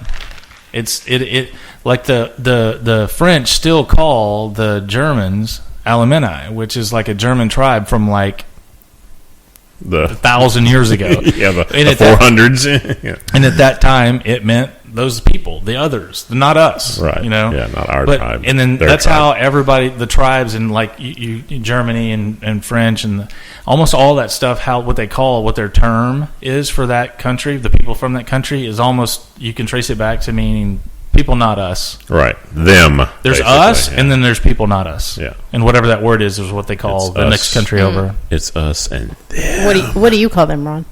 them. Yeah, it's something terrible and pejorative and stuff you wouldn't want to say. Right answer. Yeah. You knew that was right. Whatever the common term is. Now, Whatever the now, other- Whatever's I may not gonna have. get me out of I'm not. trouble I right may now. not have updated my Rolodex in the last 5 years, but You got to stay up with that stuff, man, because you never know. You never know. You're going to be around some Inuits, and you may say that. And kick your ass at the bar. There's a lot of them here in Texas. sorry, Inuits, if you prefer that term. So, What do you call people from Spain, Mexico? What do you call them? Well, from Spain, it'd be Spaniards. Okay, what about from he Mexico? calls them bastards. I think the last time we were talking, he was little bastards from Spain. That's not true. I'm making that up. Yeah. I'm asking a valid question. A valid question? Uh-huh. Well, What do you call somebody well, from wouldn't Mexico? the PC term be Hispanic? Yes. Hispanic, I just wanted to Hispanic people. I just want to peoples? test you. I just want to see. Yeah. Okay. Now there's some folks from Mexico that are proud to be called Mexicans because that's their country. Sure. Just like we're. Well, they almost Americans. all are. Like, they're native. But it's whatever. very un-PC these days to A be called little, that. I think for the technically ultra hyper depends on who PC you are. folk, yeah. Well, I've worked with and had a wide range of Hispanic people work for me, and some of it depends on what area of the country they're from. Like if Sure. they're from California, like I think they call themselves Latinos, Yeah. right? And it's all a big mix of what country and all that stuff. But they would get to arguing with each other like what they should be called. You know? No, man, I'm Mexican. No, we're Latinos. Why you got to go Cheech and Chong on us, man? Racist Ron. I know. I'm just doing voiceovers, folks. That's funny. All right. So there was a big announcement this week, and you guys probably don't keep up with this kind of stuff, but Sony announced their big cutting the cable. You can stream for I think $30, like 40 or 50 channels. I don't remember off the top of my head. So it's another step down to like cutting this cable thing, and the HBO we talked about last time with HBO Now for $14.99. I still think at the end of the day, once there's more people in this game, these prices have to come way down. I mean, it's ridiculous. You can get, I think, a subscription to ESPN only, or they're going to have one for ESPN only, and just for ESPN and its channels, it's $20 a month. What? Yeah. I mean, I get it. There's a lot of sports and stuff on there. But I know a lot, and this is the dumb game of cable. I know a lot of people at work, they pay $200 a month for cable so they can have ESPN. For them, this is a good deal. Cut the cord and pay $20. Save $180 a month. If that's all you care about. But if you have a wide range of taste, with those people that just want ESPN, wouldn't they just get like the basic package that gets that only instead of getting instead of getting the ultra package that has everything in it? They're not that smart. These ESPN people are not that smart. Right. No, but they do. Sorry, they'll have a movie. Sorry, ESPN viewers. Yeah. Fans. We want to be equally offensive. But now you've just alienated the ESPN people. Dude, show's going down the tubes already. Oh no. But the $20. I just thought, like, if I'm thinking that through, and I am going to cut the cord, and I want to go ESPN, or I'm going to pick up some kind of a la carte between all the services that are available now and will be available. Is ESPN worth $20? I mean, whatever the package you're talking about, what's the minimum package that has ESPN? Is it $80 a month? $60 a month? Something like basic, right? Yeah. Does 20? It may be even in the basic package. Or ESPN? No. They had a huge HD. war like years ago to get out of the basic package. Yeah. Maybe the next one up, but. Okay, 80. We'll say Let's say say it's $80. Is for giggles. $20 of that $80 go to ESPN? No. So how, like, when everybody's broken apart and you just like go to a website and a la carte pick, here's the 10 things I want, there's no way that ESPN stays at $20. No, I can't see HBO staying at $15. I think a lot of this though is just them experimenting to start with. Let's throw it out there for $20, or for $40. And it may be the technology required to do all this has some investment on their side, and they have to recoup that before they can come out and lower it or something. I don't know how any of that works, but they get computers and wires and shit. Nerdy guys deciding all this stuff. Yeah, screwed over by the nerds. It seems like at some point, 4 years ago, equally offensive, we back this up, and it becomes less about. I mean, we've already offended all the dildo users out there several times. Which, hey, we are equal. What do they sell? Like opportunity. $1 billion a year, or something like that, in dildos. Let me Google that. If Paul Allen were yearly dildo sales. Delete the Allen part, please. Yeah. If Paul were here, he would know that number. Yeah. Yearly dildo sales? Yeah. He'd be looking at it's $15 billion of sex toys annually. Oh, that's all sex toys, though. Let's narrow it down. But at least $1 billion of that is dildos, right? Don't you think? Yeah. Or some other thing that goes somewhere. Accoutrement. They are to be French. They're personal massagers, sir. They used to be. Okay, that's another question. What percentage of sex toys? I'll look that up. So, dildo sales. And it depends also on your state laws. Like in Texas, yes, in the state of Texas, or at least around here, as far as we know, the personal massagers are meant can only be sold with those little stickers that say for novelty purposes only. Where in Oklahoma they can be sold for whatever, but yet Oklahoma doesn't sell any X-rated films. That's only allowed in Texas. It's weird how each state does their own. How sex is regulated in each state. Okay, sex toy statistics. Is this sextoystatistics.com? I so never want to look in your history. On this computer, it's not bad. And what's funny, like we were ordering Chinese food today, and on the PC that all this stuff is kept on. I did Google Real Doll the other day when we were talking about it in the podcast. Right. And when you start a browser, it comes up with like, hey, these visually it has all of them loaded up now in IE, and it does that in Safari as well. Yep. And I came up and was going to Google Chinese food and our zip code, and realdoll.com was there, and I was like looking at the kiddo, and I'm like, she's not looking at it. She's like, get it, and she was just looking at what I was typing in Google. It's like, oh, thank gosh. So 44% of women between 44% of women between 8 and 16 have used a toy. I'm trying to see 8 and 16. 8? That's like kids. I'm sorry, 18 and 60. Did I say 8 and 16? Yes. Yeah. Oh my God. Wow. I was trying to talk and scan. Let's get those numbers straight. That's a fucked up stat. We got to change this, America. Yeah, what are you people doing? No, 44% of women between 18. Okay, 18 and 60. Yes. Okay, I can buy that. The world's oldest dildo is around 28,000 years old. God, it's Well, 11 inches long and made from stone. it's very porous, very scratchy. That does not sound like a It good time. resides in the Allen household. The polyurethane synthetic materials were a godsend to the old stone days. Why do you think that's why rubber was invented? Exactly. It reminds me of that line from Orange is the New Black the other night, where the Russian cafeteria woman, Red, she's complaining about that she can't keep anything that's penis shaped in the kitchen. All cucumbers, carrots, they all disappear from the kitchen. Well, yeah, you're in a women's prison, so you know A little bit of that going on. I don't know. Oh, here we go. This has got a graph, a chart. All right.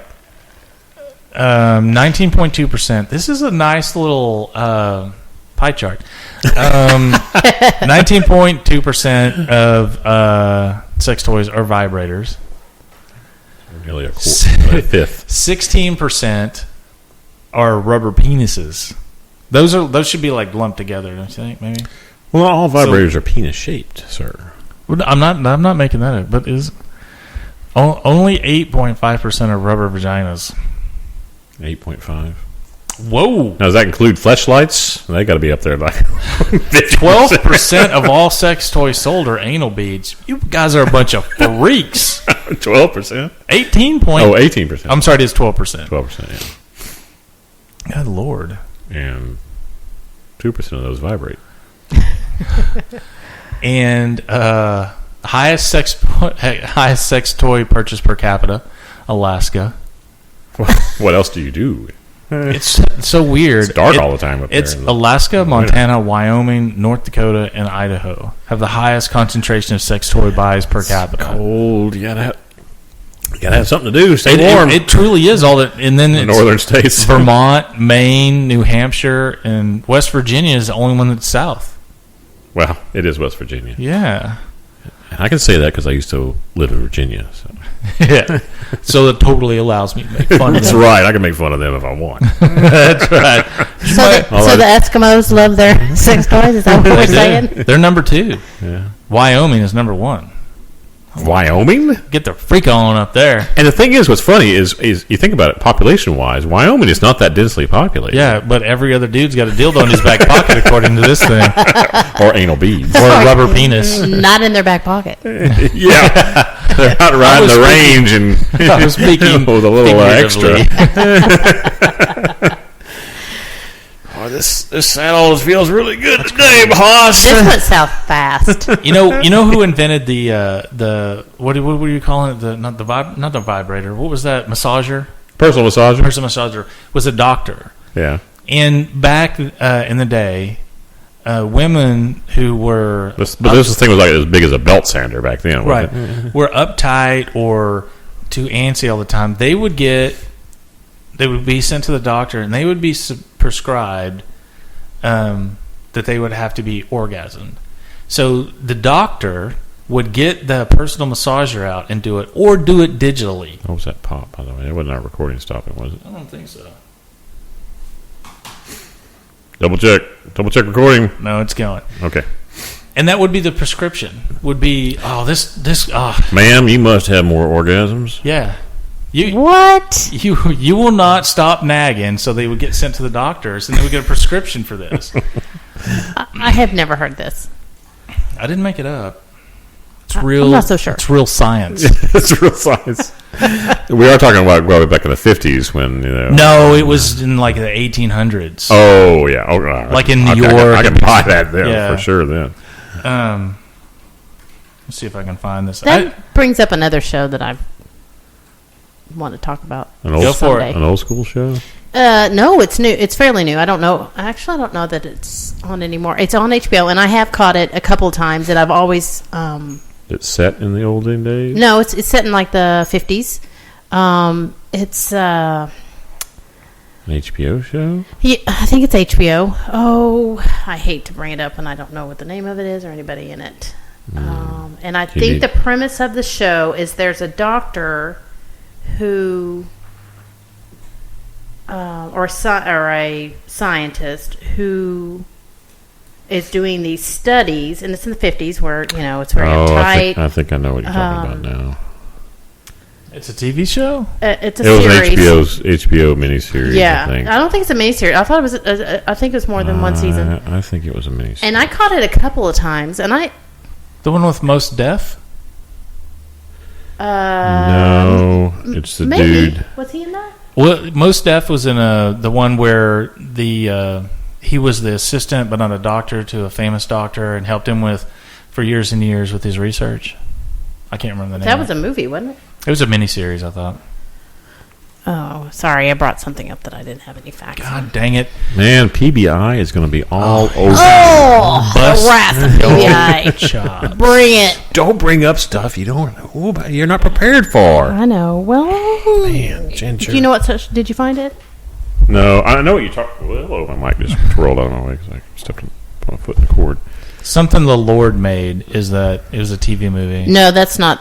No, this That's is what a I thought you were talking series. about. Wasn't it something related to the Masters and Johnson? No, Masters of Science, Masters of Sex, Masters of Sex. That sounds familiar. the Masters and Johnson. What's his name did the movie for that, which is really good. Yes, Masters of Sex TV series. Yes. That's it. Yeah. Oh, Showtime. It's on Showtime. I got that a couple times, and I actually thought it was not too bad.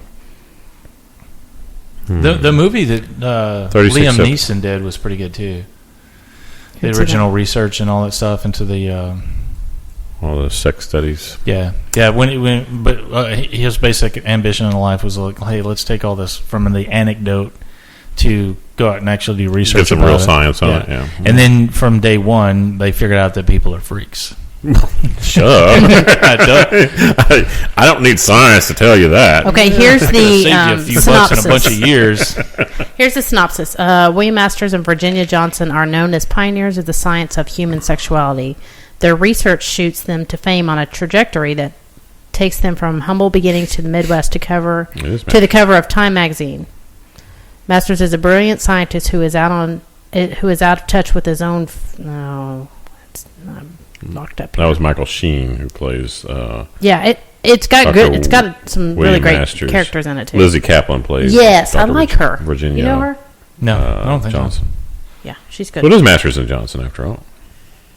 So anyway, that reminded me. 36 episodes. Showtime. And it says it's been renewed for season 2. 2? Mm-hmm. So 36 episodes is one season? Well, maybe that is. It's got they Including always show season like 2. the include filmed and announced on Okay. IMDb. So this is from the straightdope.com. Or just straightdope.com. Did Victorian era doctors use vibrators to treat hysteric female patients with orgasm therapy? That's the title of it. And then That's the question. Cecil writes in, is it true that Victorian doctors used to masturbate neurotic female patients to orgasm and use special new inventions, i.e. vibrators, to do so? If so, does this have any connection with Freud's theories on female sexuality? Answer. Cecil's the guy getting written to, and then Rob King. Yes, with just a few tweaks. The women were diagnosed as hysteric, not neurotic.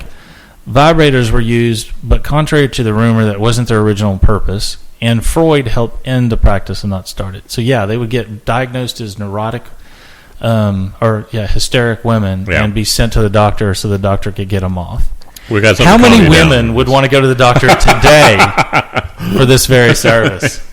And how many guys would go to med school? Oh, whatever. Yeah. To be paid. How many years I go to school for that? Okay. Yeah. Oh, that's all the that probably imagine when they switched it when they no longer were doing this. You how many years of med school I went to do this? Now I can do it just with one click on Amazon. There you go. Bingo, bango. I can be a doctor and I don't know how we help the ladies out. Yeah. But yeah, I read that years and years ago. There's a book about it. Interesting stuff. So you guys watched a movie, you watched a TV series, all that stuff. That's all you guys have watched this week. So disappointing. Yeah, but I have a series to talk about. Oh, something that I was going to bring up last week.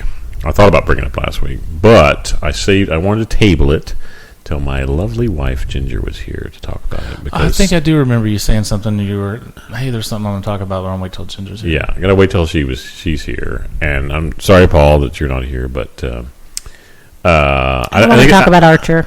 No, we've already talked about Archer. Okay. As great as it is, funny as it We're is, going to talk about Archer Vice. It'd be like Law and Order. They're going to do 17 different iterations of that. Right. No, this is a series. It's only done one season, and it may only be one season. Although I think there was some scuttle about maybe it having a second season.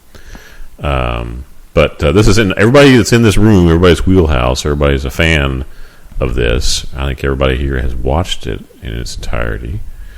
And the series was on. I don't know if it's necessarily a mini-series or series. I can't remember how many episodes it was. About 12, I think. 12 or 13. It was on HBO.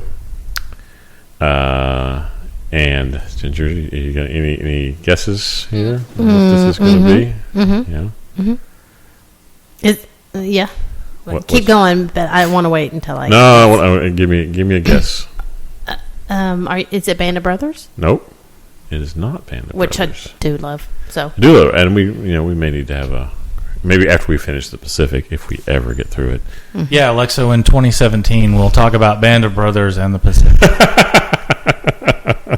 Yeah, in episode number 49, we'll get around to talking about this. Oh, the name yes, of the I do podcast have will that. be Finally the Pacific or something. Yes, yeah. And I think it was funny. I have another guess. The funny thing about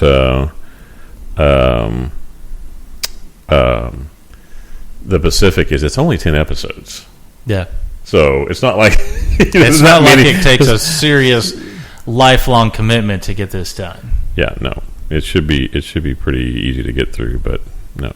What's your other guess, Ginger? Sopranos. No, that was he said it only had one season. Oh, you did? Yeah. Okay. How many? Missed that. Okay. Then I'm out. How many? Is this the only other thing that I think is this Foo Fighters that we're talking about? Sonic Highways. Yeah, Sonic Highways. See, I was debating. I was like, would he go there? Because it is a series. It is a series, yes, and let's talk about it. Yes, and that's why I want to talk about it because my lovely wife loves Foo Fighters, loves herself some Dave Grohl, and so it was a series that we watched together and enjoyed immensely because I'm a Foo Fighters fan. And I like Dave. He's a cool dude. Maybe the coolest dude ever. Did you watch that? And yes, Brian over here has watched this as well. So yeah, it's something I want to bring up and talk about. It's a. I know you can probably watch it via HBO Go, or if you're an HBO subscriber, you could do on demand for. But yeah, it's basically for those who don't know, who haven't seen it or want to watch it, if you're a Foo Fighters fan and haven't watched it, you've got to. It's a must. But basically, it chronicles their newest album, Sonic Highways, and that they traveled into various cities across the country to record different songs and kind of each trying to get from that going to that city and kind of paying homage to its musical history, its kind of rock and roll musical history. While they're there, they're kind of investigating and researching. Dave is looking into the history of that locale's music scene, but at the same time trying to draw from it ideas and try to draw from it for a track, to record a track there in that city. So they take all their equipment, the band goes there, the sound guys, everybody goes there, the roadies And all bring their luckily, equipment. every city they go to has liquor in it, so they don't have to haul that around with them. Right, yeah. A lot. They just buy that Yeah.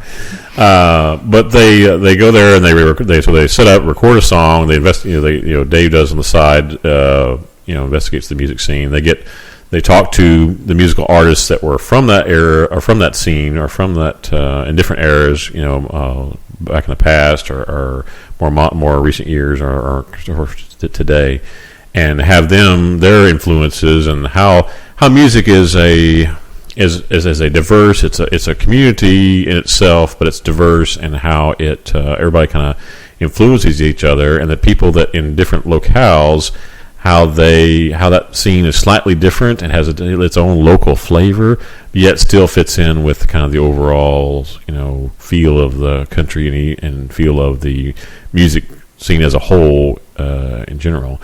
And it's just fascinating to learn some of the backgrounds of some of these different locales. They went to Washington D.C. Dave grew up in Virginia, my home state, and they do Nashville, Tennessee. They do Austin, Texas. They do L.A.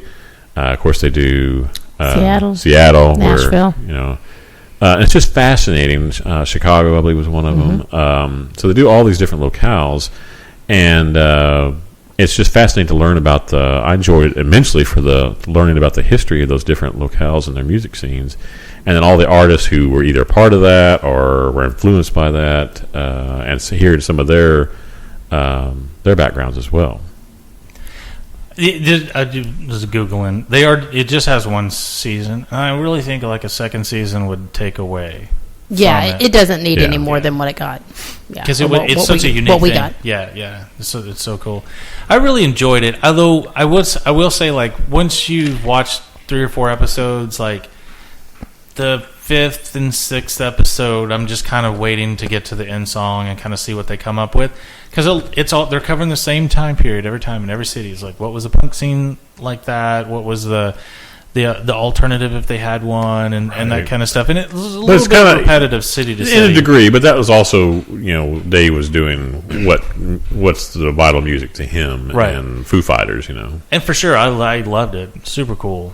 And I there was only like one song I think I wasn't like blown away by, and it was okay. Yeah, we talked about that. Yeah. Yeah, me too. Yeah, there were some songs we were kind of like, that's okay, it's all right, I guess. It's not the greatest. But maybe. 4 or 5 of their songs off that, I was like, that's some of the best work that they've done. Yeah. Some of them were like, wow, that song rules. I liked it because I think you can tell that they truly, it was a labor of love. They truly loved every part of what they were doing. I mean, you could tell they were really into it, and they were really passionate about making this little series or whatever.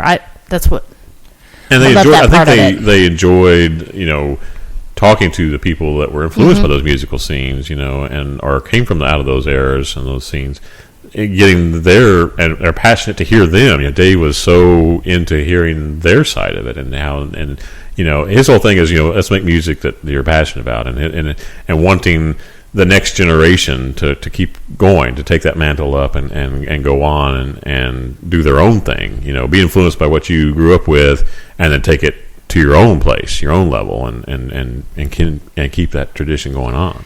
My favorite, I don't know, maybe I had a favorite city and all that stuff. Austin was pretty awesome. Nashville was pretty awesome. But the song out of the Austin one was the worst song. Yeah, it was pretty weak. Far away. My favorite scenes out of that whole thing were out of the New Orleans one, where they're laying down tracks. And the drummer does his work, and they're done. He's laying down the drum track, and they're like, "Where's Dave? Where's Dave? Somebody get Dave!" And they're like, "He's across the street at the bar."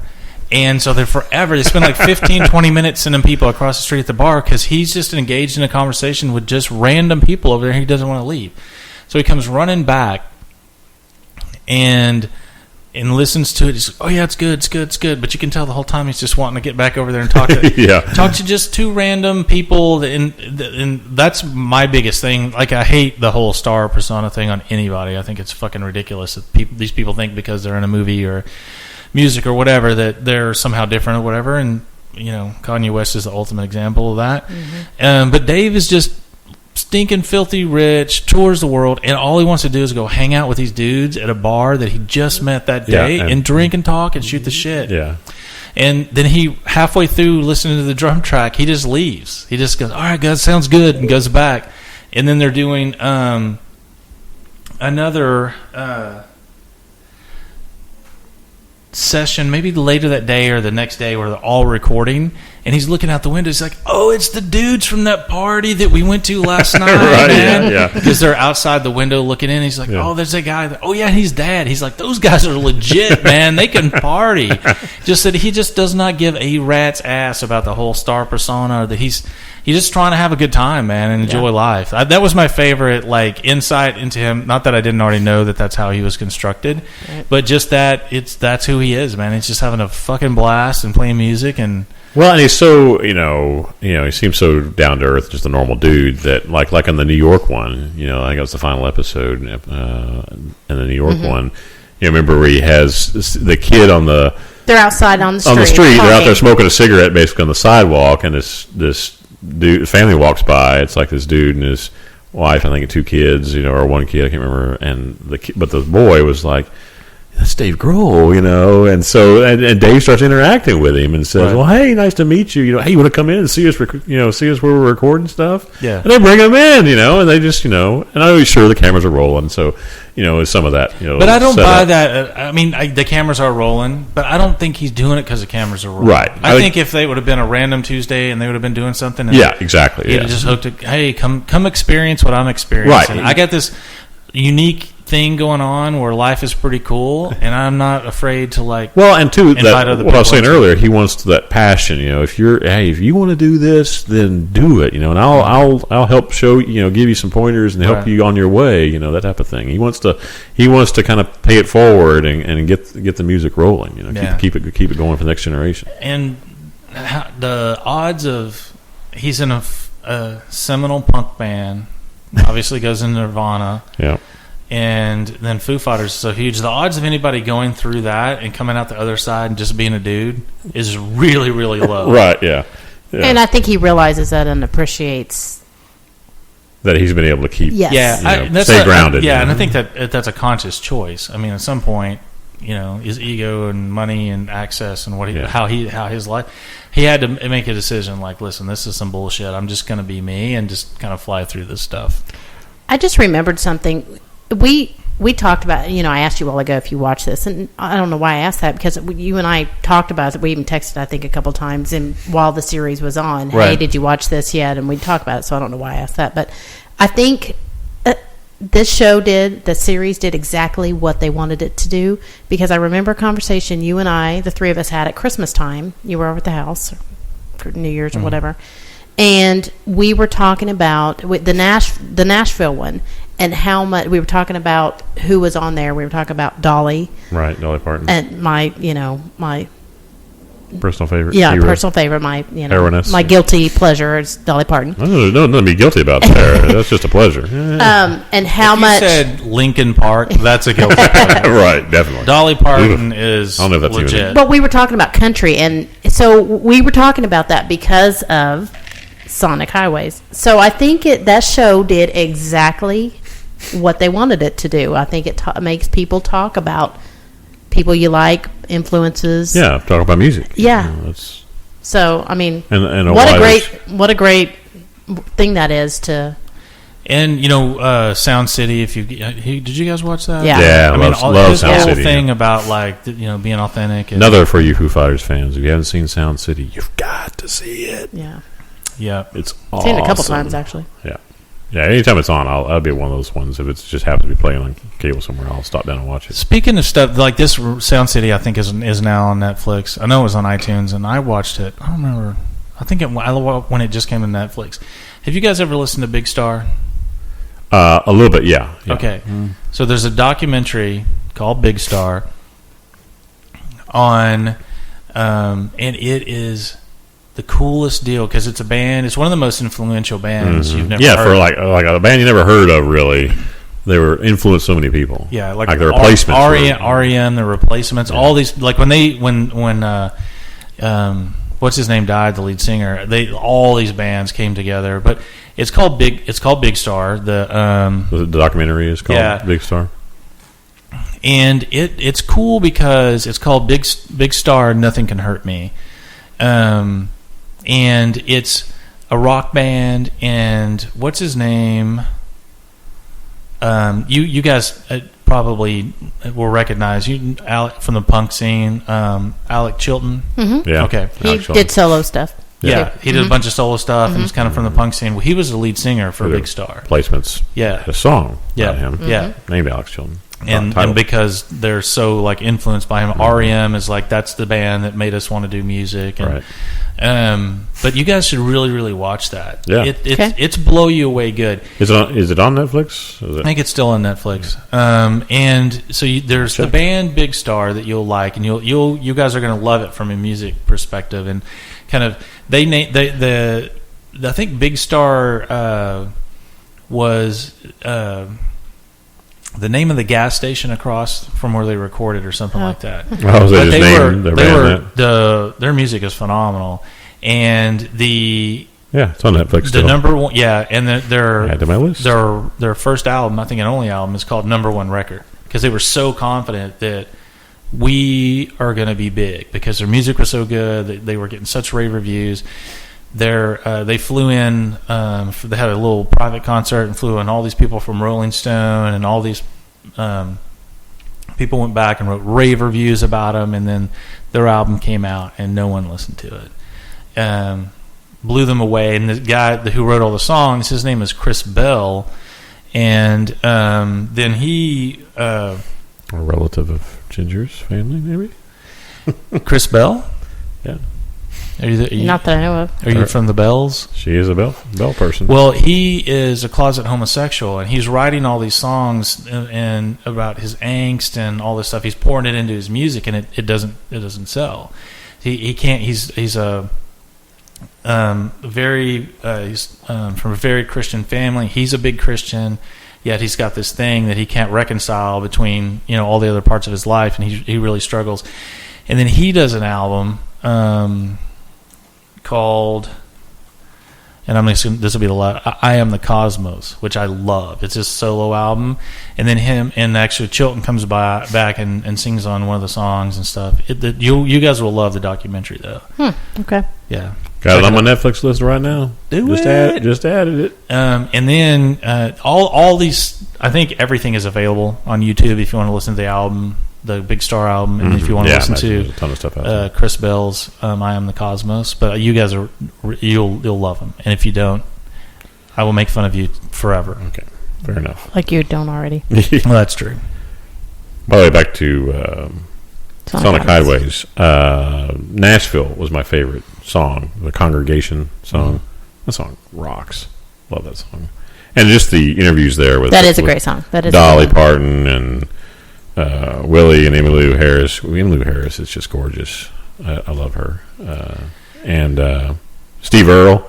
Always been a big Steve Earle fan. Man, Steve, dude. I thought you were going to call him Big Fat Steve Earle there for a second. No, but man, Steve, I'm sorry, brother, but dude, that hair.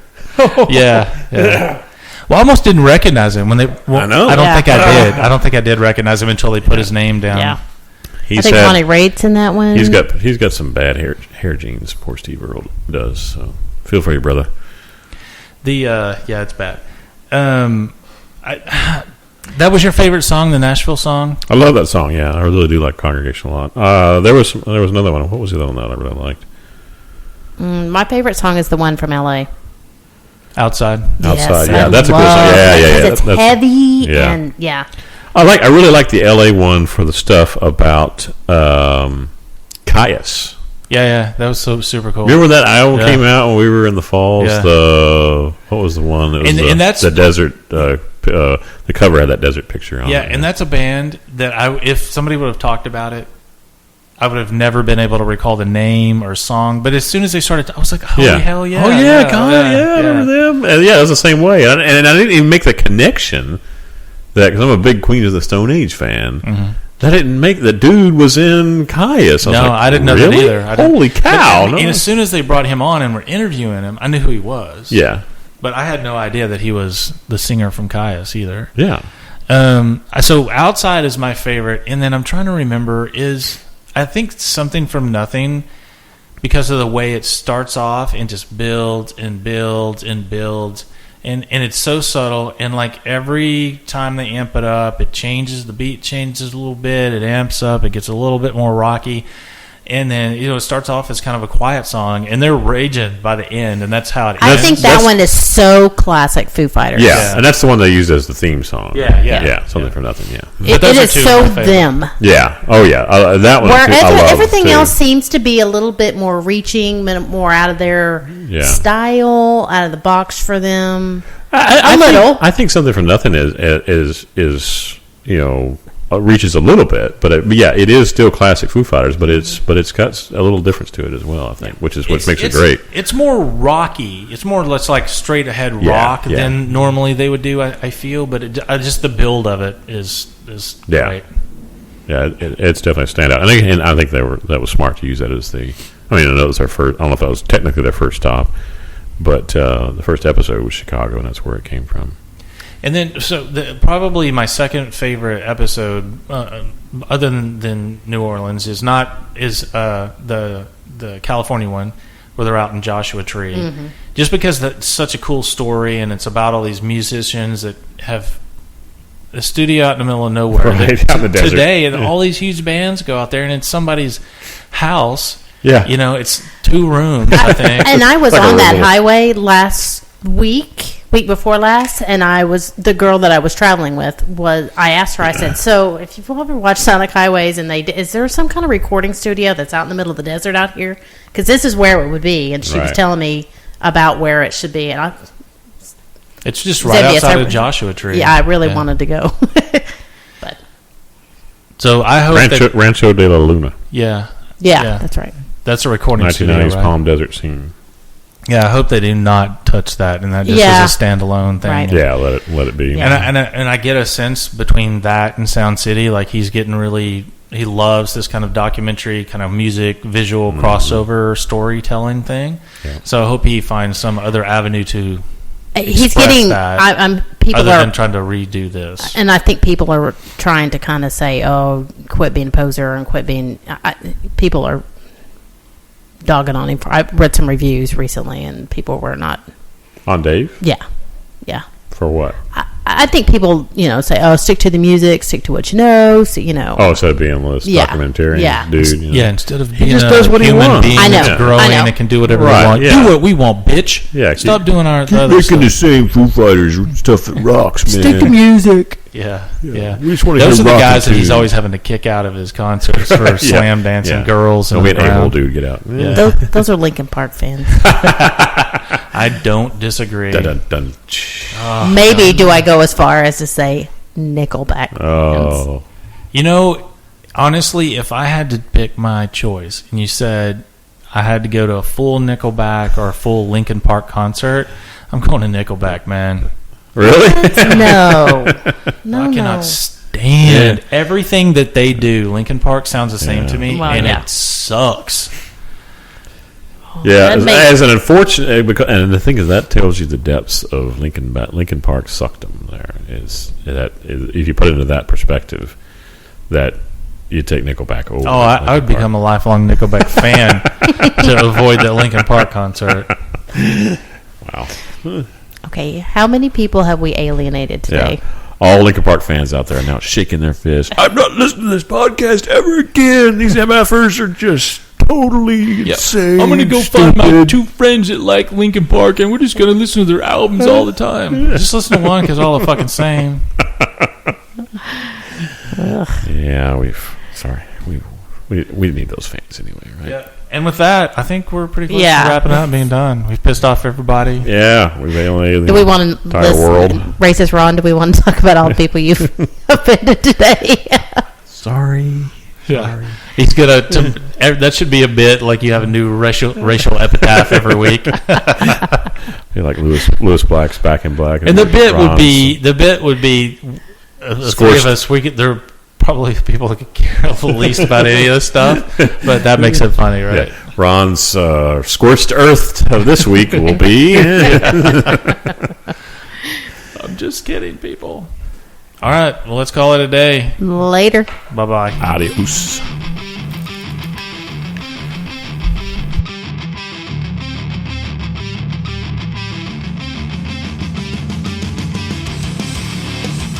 Thanks for listening to that segment of the Binge Watch Podcast. You can find us online at www.bingewatchpodcast.com, on Twitter at BingeWatchPC, and on YouTube and Facebook by searching for Binge Watch Podcast.